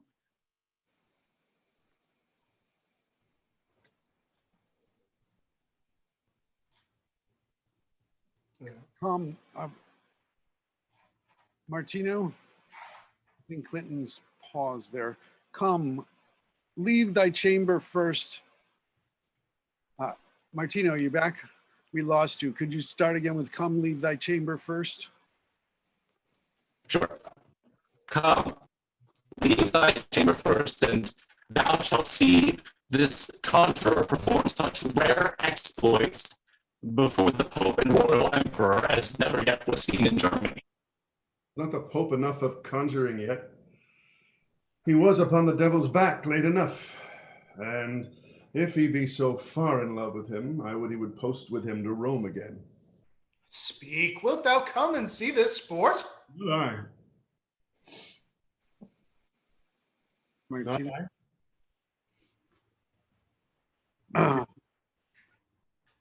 Wilt thou stand in thy window and see it then? Aye, and I fall not asleep in the meantime. The Emperor is at hand, who comes to see what wonders by black spells may compass me. Well, go you attend the Emperor. I am contempt for this once to thrust my head out the window, for they say if a man be drunk overnight, the devil cannot hurt him in the morning. Oh, if that be true, I have a charm in my head, shall control him as well as the conjurer, I warrant you. Exian, Frederick, and Martino. 4, Scene 2, Senate. Enter Charles, the German Emperor, Bruno, Duke of Saxony, Faustus, Mephistopheles, Frederick, Martino, and attendants. Wonder of men, renowned magician, thrice learned Faustus, welcome to our court. This deed of thine in setting Bruno free from his and our professed enemy shall add more excellence unto thine art than if by powerful necromantic spells thou couldst command the world's obedience. Forever be beloved of Carolus. And if this Bruno thou hast late redeemed in peace possess the triple diadem and sit in Peter's chair despite of chance, thou shalt be famous through all Italy and honored of the German emperor. These gracious words, most royal Carolus, shall make poor Faustus to his utmost power, both love and serve the German emperor, and lay his life at holy Bruno's feet. For proof whereof, if so your grace be pleased, the doctor stands prepared by power of art to cast his magic charms, that shall pierce through the ebon gates of ever-burning hell, and hail the stubborn furies from their caves, to compass whatsoever your grace commands. Blood, he speaks terribly. But for all that, I do not greatly believe him. He looks as like a conjurer as the Pope to a custom-monger. Then, Faustus, as thou late didst promise us, we would behold that famous conqueror, great Alexander, and his paramour in their true shapes and state majestical, that we may wonder at their excellence. Your majesty shall see them presently. Mephistopheles, away! And with a solemn noise of trumpets sound, present before this royal emperor, great Alexander, and his beauteous paramour. Faustus, I will. Exit. Well, Master Doctor, and your devils come not away quickly, you shall have me asleep presently. Zoons, I could eat myself for anger to think I've been such an ass all this while, to stand gaping after the devil's governor and can see nothing. I'll make you feel something anon, if my art fail me not. My lord, I must forewarn your majesty that when my spirits present the loyal shapes of Alexander and his paramour, your grace demand no questions of the king, but in dumb silence let them come and go. Be it as Faustus please. We are content. Aye, I'm content too. And now bring Alexander and his paramour before the emperor. I'll be Actaeon, turn myself into a stag. And I'll play Diana and send you the horns presently.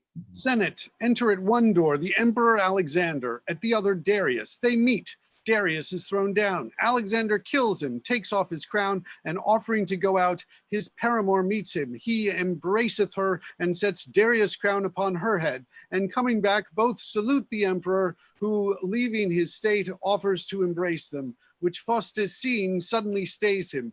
The trumpets cease and music sounds. My gracious lord, you do forget yourself. These are but shadows, not substantial. Oh, pardon me.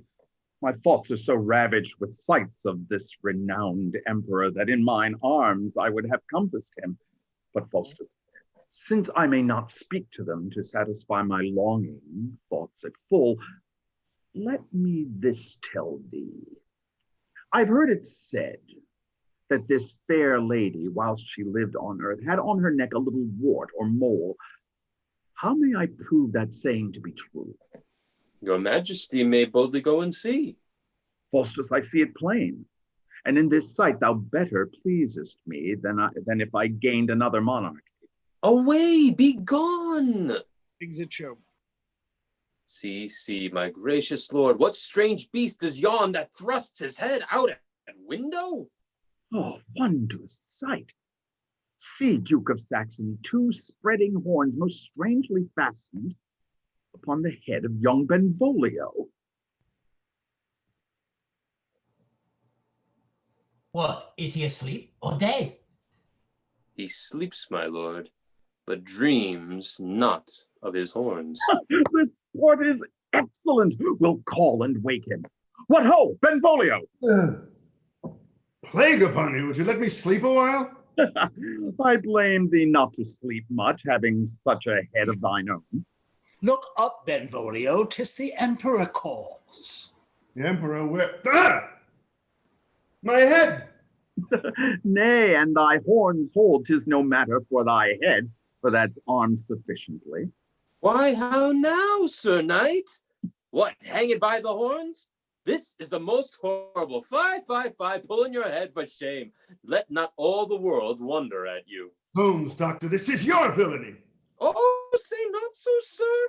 The doctor has no skill, no art, no cunning to present these lords, or bring before his royal emperor the mighty monarch, warlike Alexander. If Faustus do it, you are straight resolved in bold Actaeon's shape to turn a stag. And therefore, my lord, so please your majesty, I'll raise a kennel of hounds, shall hunt him so, and will all his footmanship shall scarce prevail to keep his carcass from their bloody fangs. Ho, Bellymuth, Argeron, Asteroth! Hold, Zoons, he'll raise a kennel of devils, I think, anon. Good my lord, entreat for me. 'Tis blood, I am never able to endure these torments. Then, good master doctor, let me entreat you to remove his horns. He has done penance now sufficiently. My gracious lord, not so much for injury done to me as to delight your majesty with some mirth. Hath Faustus justly requited this injurious knight, which being all I desire, I am content to remove his horns. Mephistopheles, transform him. Mephistopheles removes the horns. And hereafter, sir, look, you speak well of scholars. Speak well of ye. Blood and scholars be such cuckold makers to clap horns of honest men's head. On this order I'll never trust smooth faces and small ruffs more. But an I not be revenged for this, would I might be turned into a gaping oyster and drink nothing but salt water. Aside and exit above. Come, Faustus, while the emperor lives, in recompense of this thy high desert, thou shalt command the state of Germany and live beloved of mighty Carolus. Exeunt, Act 4, Scene 3. Enter Benvolio, Martino, Frederick, and soldiers. Nay, sweet Benvolio, let us sway thy thoughts from this attempt against the conjurer. Away, if you love me not to urge me thus. Shall I let so slip so great an injury, when every servile groom jests at my wrongs, and in their rustic gambols proudly say, "Oh, Benvolio's head was graced with horns today"? May those eyelids never close again, till with my sword I have that conjurer slain. If you will aid me in this enterprise, and draw your weapons and be resolute, if not, depart. Here will Benvolio die, but Faustus' death shall quit my infamy. Nay, we will stay with thee, betide what may, and kill that doctor if he come this way. Then, gentle Frederick, hie thee to the grove, and place our servants and our followers close in an ambush there behind the trees. By this, I know the conjurer is near. I saw him kneel and kiss the emperor's hand, and then take his leave, laden with rich rewards. Then, soldiers, boldly fight. If Faustus die, take you the wealth. Leave us the victory. Come, soldiers, follow me unto the grove. Who kills him shall have gold and endless love. Exit Frederick with soldiers. My head is lighter than it was by the horns, but yet my heart is more ponderous than my head, and pants until I see that conjurer dead.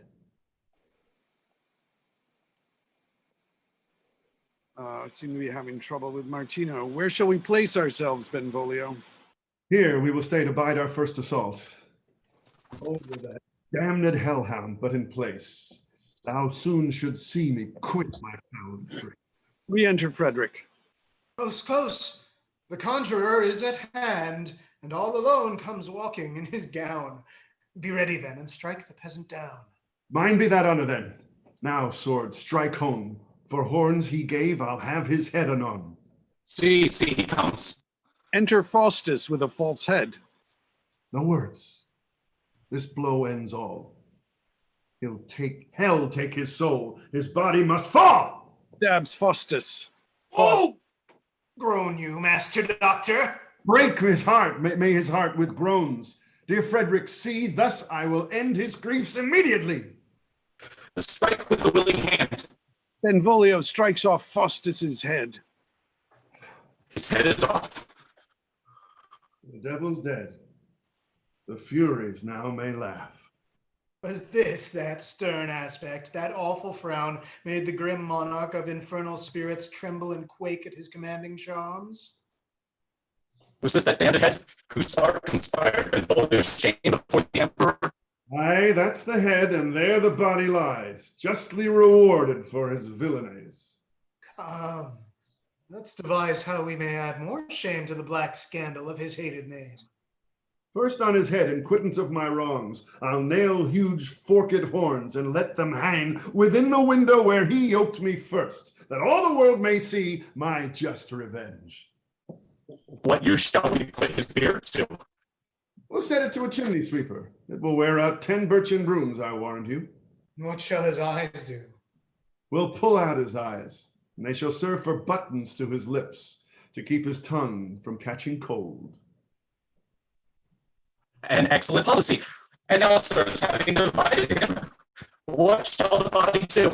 Faustus rises. The devil's alive again. Give him his head, for God's sake. Nay, keep it. Faustus will have heads and hands.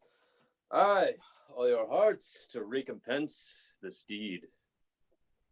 Knew you not, traitors? I was limited for 24 years to breathe on earth, and had you cut my body with your swords or hewed this flesh and bones as small as sand, yet in a minute had my spirit returned, and I had breathed a man made free from harm. But wherefore do I dally my revenge?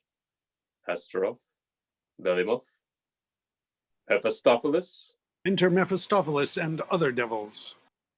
Go horse these traitors on their fiery backs, and mount aloft with them as high as heaven. Thence pitch them headlong to the lowest hell. Yet stay, the world shall see their misery, and hell shall after plague their treachery. Go, Belimoth, and take this caitiff hence, and hurl him in some lake of mud and dirt. Take thou this other, drag him through the woods, amongst the prickling thorns and sharpest briers. Whilst with my gentle Mephistopheles this traitor flies unto some steepy rock, that, rolling down, may break the villain's bones, as he intended to dismember me. Fly hence, dispatch my charge immediately. Pity us, gentle Faustus, save our lives. Away! He must needs go that the devil drives. Exeunt Mephistopheles and devils with Benvolio, Martino, and Frederick enter the ambushed soldiers. Come, sirs, prepare yourself in readiness. Make haste to help these noble gentlemen. I heard them parley with the conjurer. See where he comes. Dispatch and kill the slave. What's here, an ambush to betray my life? Then, Faustus, try thy skill. Base peasants, stand. For lo, these trees remove at my command, and stand as bulwarks twixt ourselves and me, to shield me from your hatred treachery. Yet to encounter this your weak attempt, behold, an army comes incontinent. Faustus strikes the door, and enter a devil playing on a drum. After him another bearing an ensign, and diverse with weapons. Mephistopheles with fireworks. They set upon the soldiers, drive them out, and exeunt. Act 4, Scene 4. Enter at several doors Benvolio, Frederick, and Martino, their heads and faces bloody and besmeared with mud and dirt, all having horns on their head. What? Ho, Benvolio. Here, Frederick, ho. Oh, help me, gentle friend. Where's Martino? Dear Frederick, here, half smothered in a lake of mud and dirt, through which the Furies dragged me by the heels. Martino, see Benvolio's horns again. Oh, misery. How now, Benvolio? Defend me, heaven. Shall I be haunted still? Nay, fear not, man. We have no power to kill. Oh, friends, transformed thus, O hellish spite, your heads are all set with horns. You hit it right. It is your own, you mean. Feel on your head. Stones! Horns again! Hey, chafe not, man. We all are set. The devil attends this damned magician, that in spite of spite our wrongs are doubled. What may we do that we may hide our shames? If we should follow him to work revenge, he'd join long ass's ears to these huge horns and make us laughing stocks to all the world. What shall we then do, dear Benvolio? I have a castle joining near these woods, and thither we'll repair and live obscure till time shall alter these brutish shapes. Sith black disgrace hath thus eclipsed our fame, we'll rather die with grief than live with shame. Exeunt. Act 4, Scene 5. Enter Faustus, a horse courser, and Mephistopheles.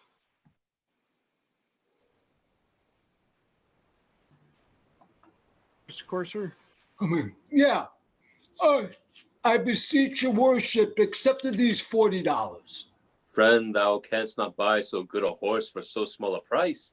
I have no great need to sell him, but if thou likest him for $10 more, take him, because I see thou hast a good mind to him. I beseech you, sir, accept this. I am a very poor man, and I have lost very much of late by horse flesh. This bargain will set me up again.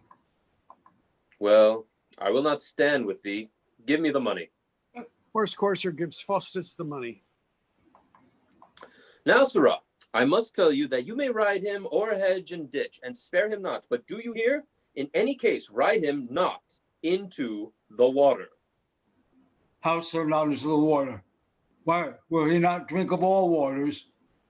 Yes, he will drink of all waters, but ride him not into water, or a hedge and ditch where thou wilt, but not into the water. Go, bid the hostler deliver him unto you, and remember what I say. I warn you, sir.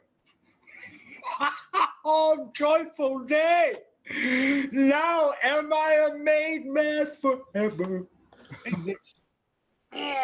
What art thou, Faustus, but a man condemned to die? The fatal time draws to a final end. Despair doth drive distrust into my thoughts, confound these passions with a quiet sleep. Thus Christ did call the thief upon the cross, then rest thee, Faustus, quite in conceit. He sits to sleep. Re-enter the horse courser, wet. Oh, what a cosy doctor was this! I'm riding my horse into the water, thinking some hidden mystery has been in the horse. I had nothing under me but a little straw, and had me a do to escape drowning. I'll go rouse him. Make him give me my $40 again. Oh, Sirrah! Doctor! You cousin-y scab! Master Doctor, awake and ride to give me my money again, for your horse has turned to a bottle of hay. Master Doctor! Pull off Faustus's leg. Alas, I am undone. What shall I do? I have pulled off his leg. Oh, help! Help! The villain hath murdered me! Murder or not, now he has but one leg. I'll outrun him and cast his leg into some ditch or the other. Aside and then runs out. Stop him! Stop him! Stop him! Ah! Ah!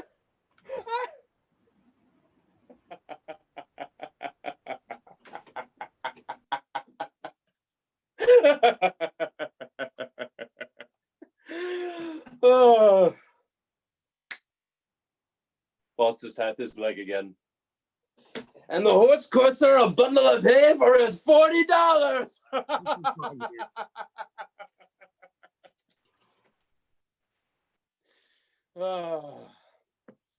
How now, Wagner?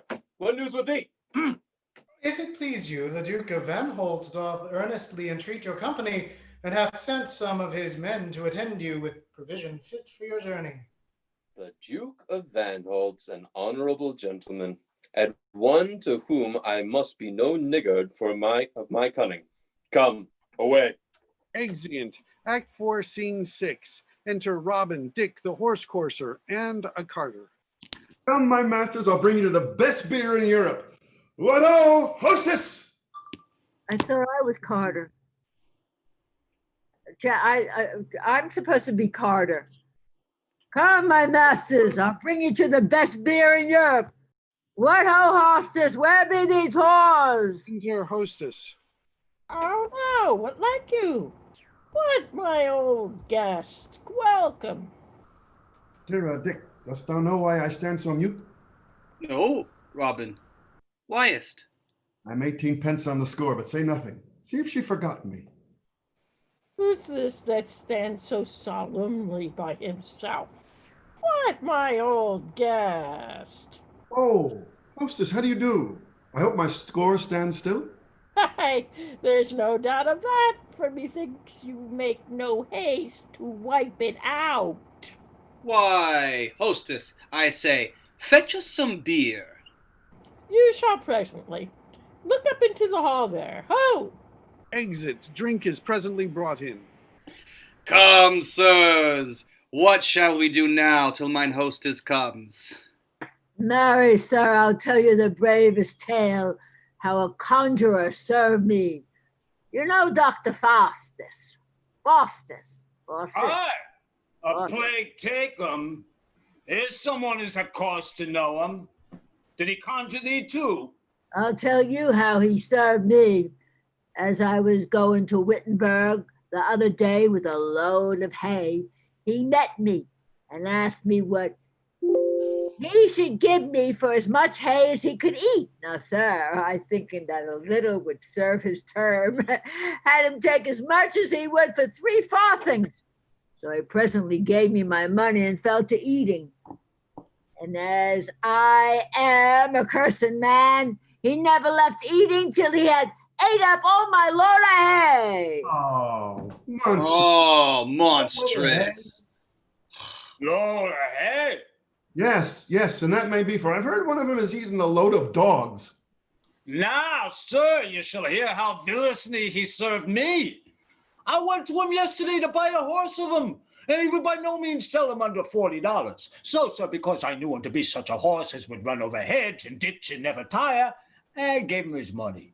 So when I had my horse, Dr. Faustus bade me ride him night and day and spare him no time, but quoth he, in any case, ride him not into the water. Now, sir, I think in the course has some quality that he would not have me know of. What did I rid him into a great river? And when I came just to the mist, my horse vanished away, and I sat straddling upon a bottle of hay. Oh, brave doctor. But you shall hear how bravely I served him for it. I went me to home to his house, and there I found him asleep. I kept a howling and whooping in his ears, but all could not wake him. I, seeing that, took him by the leg and never rested pulling till I had pulled me his leg quite off. And now it's at home in mine hostelry. And as the doctor but one leg then, that is excellent. For one of his devils turned me into the likeness of an ape's face. Some more drink, hostess! Yeah, hark you, we'll into another room and drink a while. Then we'll go seek out that doctor. Yeah. Act 4, Scene 7. Enter the Duke of Vanholt, his Duchess, Faustus, Mephistopheles, and attendants. Thanks, Master Doctor, for these pleasant sights, nor know how I sufficiently to recompense your great deserts in erecting that enchanted castle in the air, the sight whereof so delighted me as nothing in the world could please me more. I do think myself, my good lord, highly recompensed in that pleaseth your grace to think but well of that which Faustus hath performed.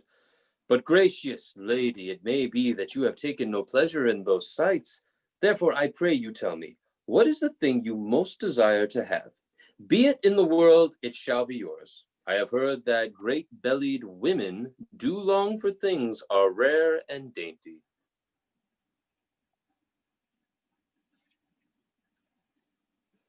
Duchess? Duchess, you're muted. Sound. Duchess, you're muted. Please start again.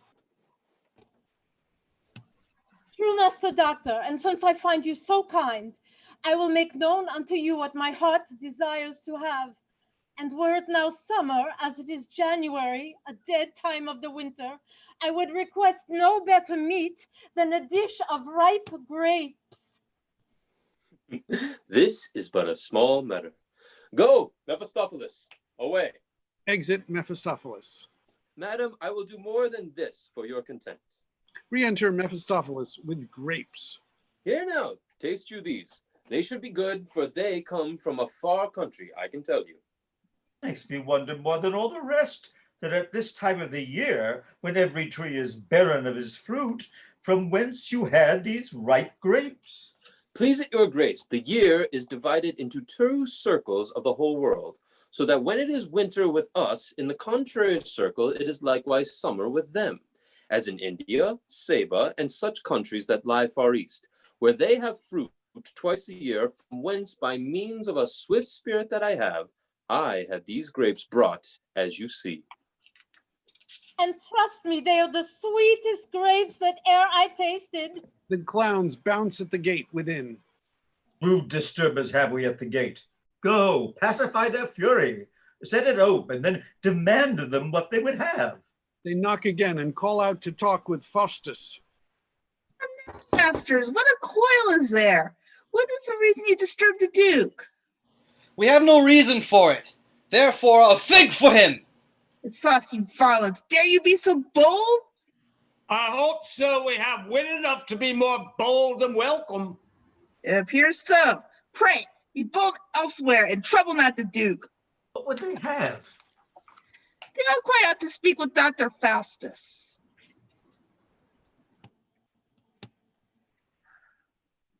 Aye, we will speak with him. Will you, sir? Commit the rascals. Commit with us! He were as good commit with his father as commit with us. I do beseech your grace, let them come in. They are a good subject for merriment. Do as thou wilt, Faustus. I give thee leave. I thank your grace. Enter Robin, Dick, Carter, and Horsecourser. Why, how now, my good friends?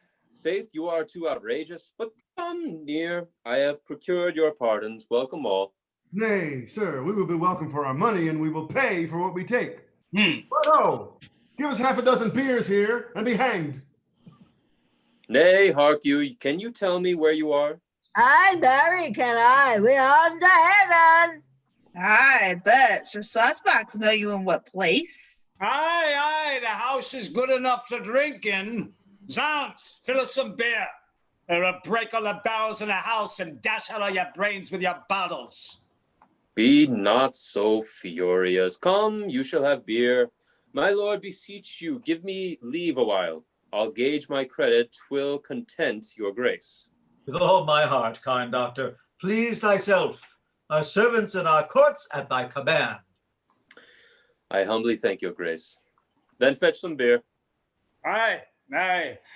There spake a doctor indeed. And faith, I'll drink a health to thy wooden leg for that word. My wooden leg? What dost thou mean by that? That's the ending. He has forgot his leg. Aye, he does not stand much upon that. No, faith, not much upon a wooden leg. Oh, good Lord, that flesh and blood should be so frail with your worship. Do not you remember a Horsecourser you sold a horse to? Yes, I remember I sold one a horse. And do you remember you bid he should not ride him into the water? Yes, I do very well remember that. And do you remember nothing of your leg? No, in good sooth. Oh, then I pray you remember you can't see. I thank you, sir. It is not so much worth. I pray you, tell me one thing. What's that? Be both your legs dead fellows every night together? Wouldst thou make a colossus of me that thou asked me such questions? No, truly, sir, I would make nothing of you, but I would fain know that. Enter hostess with drink. Then I assure thee certainly, they are. I thank you, I am fully satisfied. Wherefore dost thou ask? For nothing, sir. Methinks you should have a wooden bedfellow of one of them. What do you hear, sir? Did not I pull off one of your legs when you were asleep? But I have it again. Now I am awake. Look you here, sir. Oh, horrible! Oh, horrible! Doctor, Three legs? Do you remember, sir, how you cozened me and ate up my load of hay? Do you remember how you made me wear an ape's? The horse and conjuring scab. Do you remember how you cozened me with a horse that didn't turn into hay? I have forgotten. You forgot me? You think to carry it away with your hay pass and repass? Do you remember the dog's fat? Exian clowns. Who pays for the ale? Here you, Master Doctor. Now you have sent away my guests. I pray, who shall pay me for my... Exit hostess. My lord, we are much beholding to this learned man. So we are, madam, which we will recompense with all the love and kindness that we may. His artful sport drives all sad thoughts away. Exeunt. Act 5, Scene 1. Thunder and lightning. Enter devils with covered dishes. Mephistopheles leads them into Faustus's study. Then enter Wagner. Wagner, you're muted.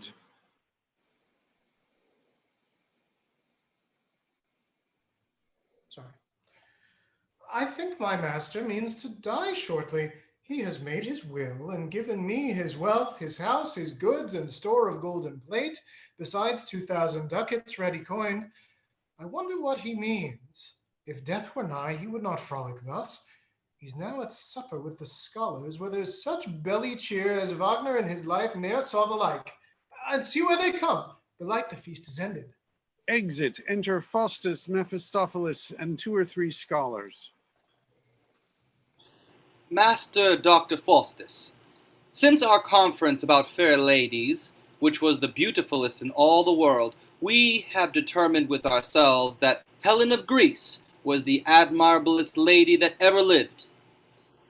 Therefore, Master Doctor, if you will do us so much favor as to let us see that peerless dame of Greece, whom all the world admires for majesty, we should think ourselves much beholden unto you. Gentlemen, for that I know your friendship is unfeigned, it is not Faustus' custom to deny that just request of those that wish him well. You shall behold that peerless dame of Greece, no otherwise for pomp or majesty than when Sir Paris crossed the seas with her and brought the spoils to rich Dardania. Be silent, then, for danger is in words. Music sounds. Mephistopheles brings in Helen. She passeth over the stage. Was this fair Helen, whose admired worth made Greece with 10 years' war afflict poor Troy? Third scholar. Too simple is my wit to tell her worth, whom all the world admires for majesty. Now we have seen the pride of nature's work. We'll take our leaves, and for this blessed sight, happy and blessed be Faustus evermore. Gentlemen, farewell. The same wish I to you. Exeunt scholars. Enter an old man. Oh, gentle Faustus, leave this damned art, this magic that will charm thy soul to hell and quite bereave thee of salvation. Though thou hast now offended like a man, do not persevere in it like a devil. Yet thou hast made an amiable soul, if sin by custom grow not into nature. Then, Faustus, will repentance come too late. Then thou art banished from the sight of heaven. No mortal can express the pains of hell. It may be this my exhortation seems harsh and all unpleasant. Let it not, for gentle son, I speak it not in wrath or envy of thee, but in tender love and pity of thy future misery. And so have hope that this my kind rebuke, checking thy body, may amend thy soul. What art thou, Faustus? Wretch, what hast thou done? Hell claims his right, and with a roaring voice says, Faustus, come, thine hour is almost come. And Faustus now will come to do thee right. Mephistopheles gives him a dagger. Oh, stay, good Faustus. Stay thy desperate steps. I see an angel hover o'er thy head, and with a vial full of precious grace offers to pour the same into thy soul. Then call for mercy and avoid despair. Oh, friend, I feel thy words to comfort my distressed soul. Leave me a while to ponder on my sins. Faustus, I leave thee, but with grief of heart, fearing the enemy of thy hapless soul. Exit. Accursed Faustus, wretch, what hast thou done? I do repent, and yet I do despair. Hell strives with grace for conquest in my breast. What shall I do to shun the snares of death? Thou traitor, Faustus, I arrest thy soul for disobedience to my sovereign lord. Revolt, or I'll in piecemeal tear thy flesh.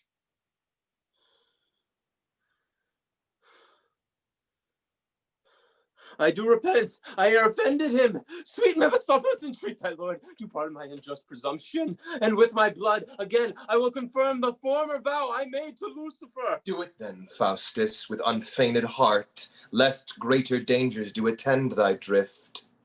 Torment, sweet friend, that base and aged man that durst dissuade me from thy Lucifer with greatest torments that our hell affords. His faith is great. I cannot touch his soul, but what I may afflict his body with, I will attempt, which is but little worth. One thing, good servant, let me crave of thee, to glut the longing of my heart's desire, that I may have unto my paramour that heavenly Helen which I saw of late, whose sweet embraces may extinguish clean those thoughts that do dissuade me from my vow, and keep my oath I made to her.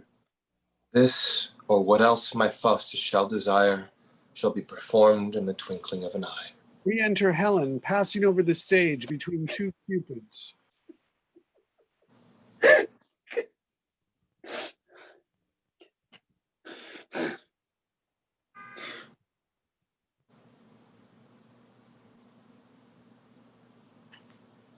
Was this the face that launched 1,000 ships and burnt the topless towers of Ilium?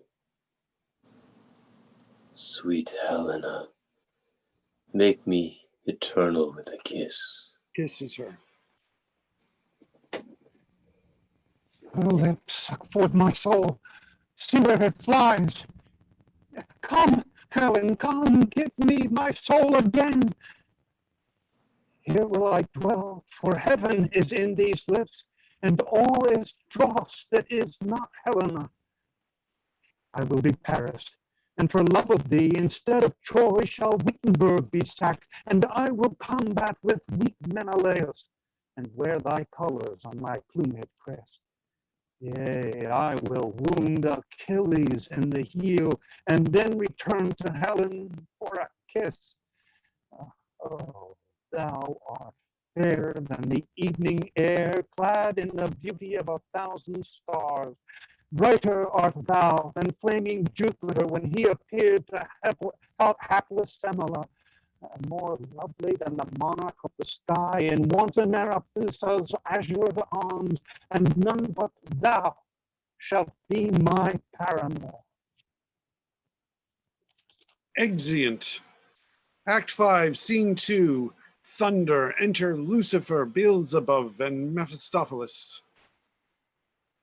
Thus from infernal Dis do we ascend to view the subjects of our monarchy, those souls which sin seals the black sons of hell, among which is chief Faustus. We come to thee, bringing with us lasting damnation to wait upon thy soul. The time is come, which makes it forfeit. David. Mephistopheles. Mephistopheles. Sorry. I am lost. Page 94. Line. Act 5, Scene 2. And this gloomy night.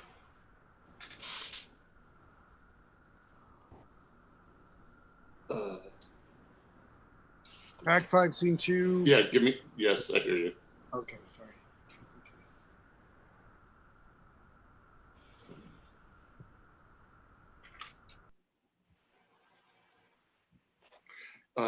I'm going to ask my the other Mephistopheles to take it for me because I'm not finding it. Alex, are you there? Yeah, yes, I'm here. You take it for me? Sure, it's okay, sure. And this gloomy night here in this room will wretched Faustus be. And here we'll stay to mark him how he doth demean himself. How should he be but in desperate lunacy? Fond worldling, now his heart blood dries with grief. His conscience kills it, and his laboring brain begets a world of idle fantasies, to overreach the devil, but all in vain. His store of pleasures must be sauced with pain. He and his servant Wagner are at hand, both coming from drawn forth Faustus' latest will. See where they come. Enter Faustus and Wagner. Say, Wagner, thou hast perused my will. How dost thou like it?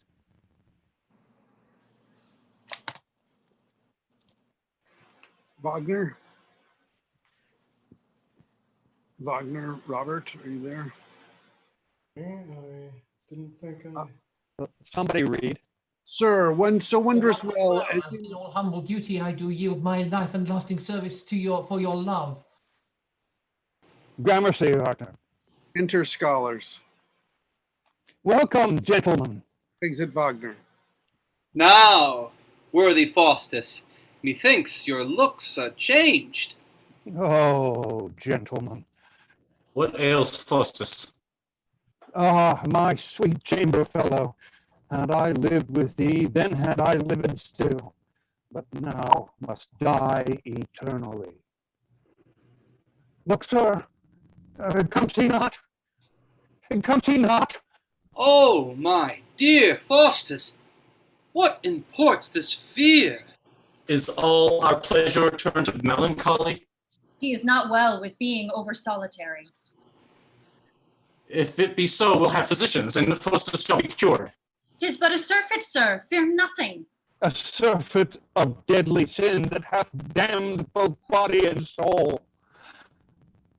Yet, Faustus, look up to heaven, and remember mercy is infinite. But Faustus' offense can ne'er be pardoned. The serpent that tempted Eve may be saved, but not Faustus. Oh, gentlemen, hear me with patience, and tremble not at my speeches, though my heart pant and quiver to remember that I have been a student here these 30 years. Oh, would I had never seen Wittenberg, never read book. And what wonders I have done, all Germany can witness, yea, all the world, for which Faustus hath lost both Germany and the world, yea, heaven itself, heaven, the seat of God, the throne of the blessed, the kingdom of joy, and must remain in hell forever. Hell, oh, hell forever. Sweet friends, what shall become of Faustus being in hell forever? Yet, Faustus, call on God. On God, whom Faustus has abjured, on God, whom Faustus hath blasphemed. Oh, my God, I could weep, but the devil draws in my tears. Gush forth blood instead of tears, yea, life and soul. Oh, oh, he stays my tongue. I would lift up my hands, but see, they hold them. They hold them. Who, Faustus? Why, Lucifer and Mephistopheles. Oh, gentlemen, I gave them my soul for my cunning. Oh, God forbid. God forbade it indeed. But Faustus hath done it, and for the vain pleasure of 40 years hath Faustus lost eternal joy and felicity. I writ them a bill with mine own blood. The date is expired. This is the time, and he will fetch me. Why did not Faustus tell us this before? That divines might have prayed for thee. Oft have I thought to have done so, but the devil threatened to tear me in pieces if I named God, to fetch me body and soul if once I gave ear to divinity. And now 'tis too late. Gentlemen, away lest you perish with me. What may we do to save Faustus? Talk not of me, but save yourselves and depart. God will strengthen me. I will stay with Faustus. Tempt not God, sweet friend, but let us into the next room and pray for him. Aye, pray for me. Pray for me. And what noise whatsoever you hear, come not unto me, for nothing can rescue me. Pray thou, and we will pray that God may have mercy upon thee. Gentlemen, farewell. If I live till morning, I'll visit you. If not, Faustus has gone to hell. Faustus, farewell. Farewell. Exeunt scholars. Aye, Faustus. Now thou hast no hope of heaven, therefore despair. Think only upon hell, for that must be thy mansion there to dwell. Oh, thou bewitching fiend, 'twas thy temptation hath robbed me of eternal happiness. I do confess it, Faustus, and rejoice. 'Twas I that, when thou wert in the way of heaven, dammed up thy passage.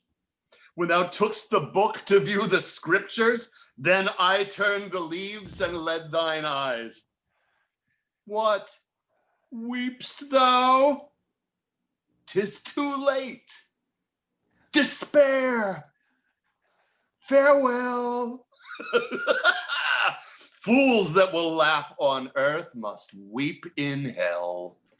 Exit. Enter good angel and evil angel at several doors. O Faustus, if thou hadst given ear to me, innumerable joys had followed thee. But thou didst love the world. Give ear to me, and now must taste hell pains perpetually. Oh, what will all thy riches, pleasures, pomps avail thee now? Nothing but vex thee more, to want in hell that had on earth such store. Oh, thou hast lost celestial happiness, pleasures unspeakable, bliss without end, hadst thou affected sweet divinity. Hell or the devil had had no power on thee. Hadst thou kept on that way, Faustus? Behold, Music. in what resplendent glory thou hadst sit in yonder throne, like those bright shining saints, and triumphed over hell. That hast thou lost. And now, poor soul, must thy good angel leave thee? The jaws of hell are open to receive thee. Exit. The throne ascends. Now, Faustus, let thine eyes with horror stare into the vast perpetual torture house. There are the Furies tossing damned souls on burning forks. There, bodies boil in lead. There, we live quarters broiling on the coals that ne'er can die. This ever-burning chair is for o'er-tortured souls to rest therein. These that are fed with sops of flaming fire were gluttons, and loved only delicacies, and laughed to see the poor starve at their gates. But yet all these are nothing. Thou shalt see 10,000 tortures that more horrid be. Oh, I have seen enough to torture me. Nay, thou must feel them, taste the smart of all. He that loves pleasure must for pleasure fall. And so I leave thee, Faustus, till anon, then wilt thou tumble in confusion. Exit. Hell disappears. The clock strikes 11. Oh, Faustus, now hast thou but one bare hour to live, and then thou must be damned perpetually.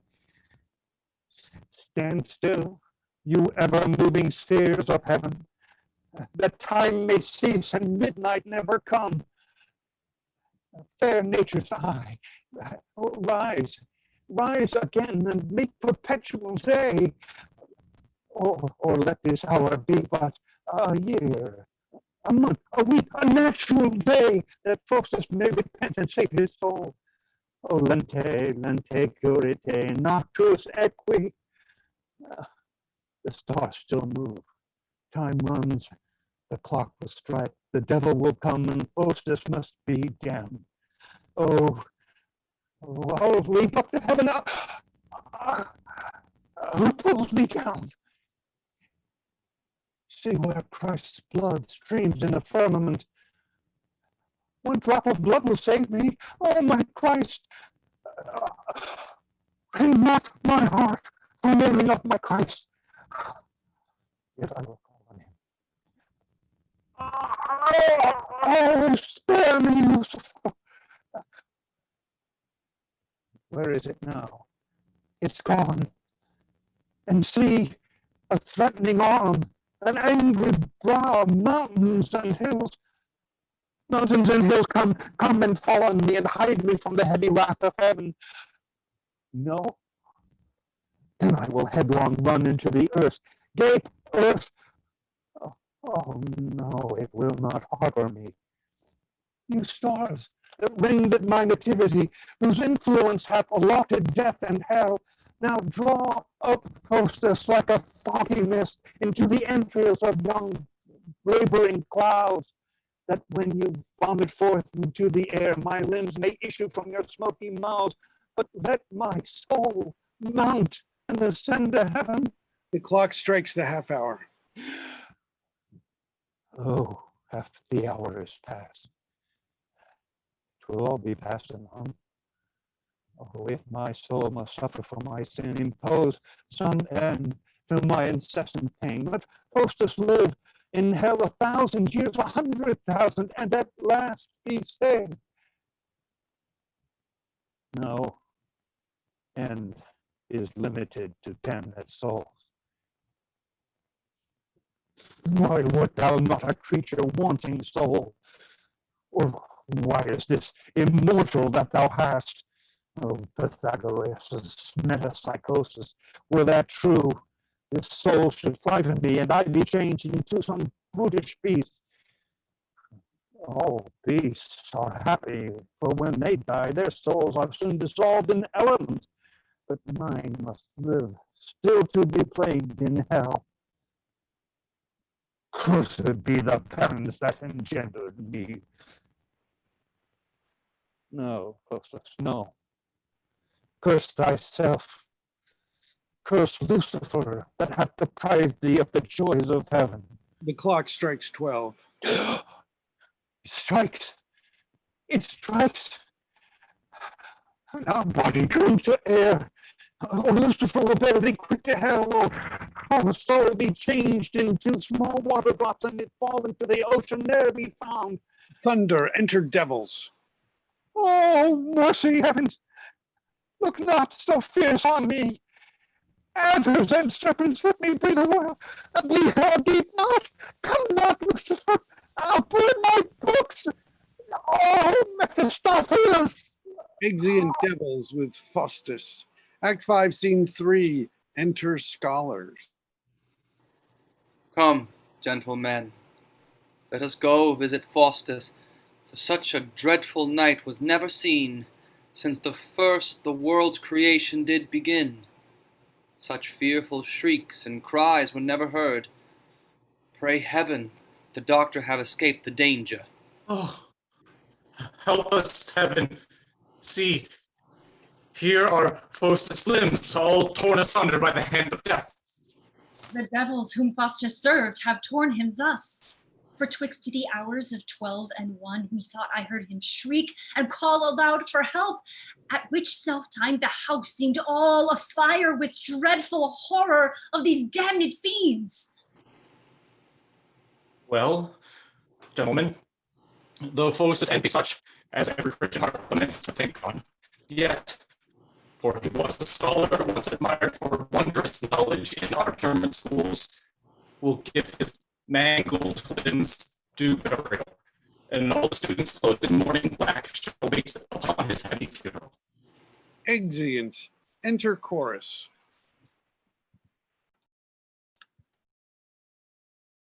Cut is the branch that might have grown full straight, and burn it as Apollo's laurel bough that sometime grew within this learned man. Faustus is gone. Regard his hellish fall, whose fiendful fortune may exhort the wise only to wonder at unlawful things, whose deepness doth entice such forward wits to practice more than heavenly power permits. Exit. Terminat hara ora diem. Terminat actor opus. Very bad Latin. Sorry about that.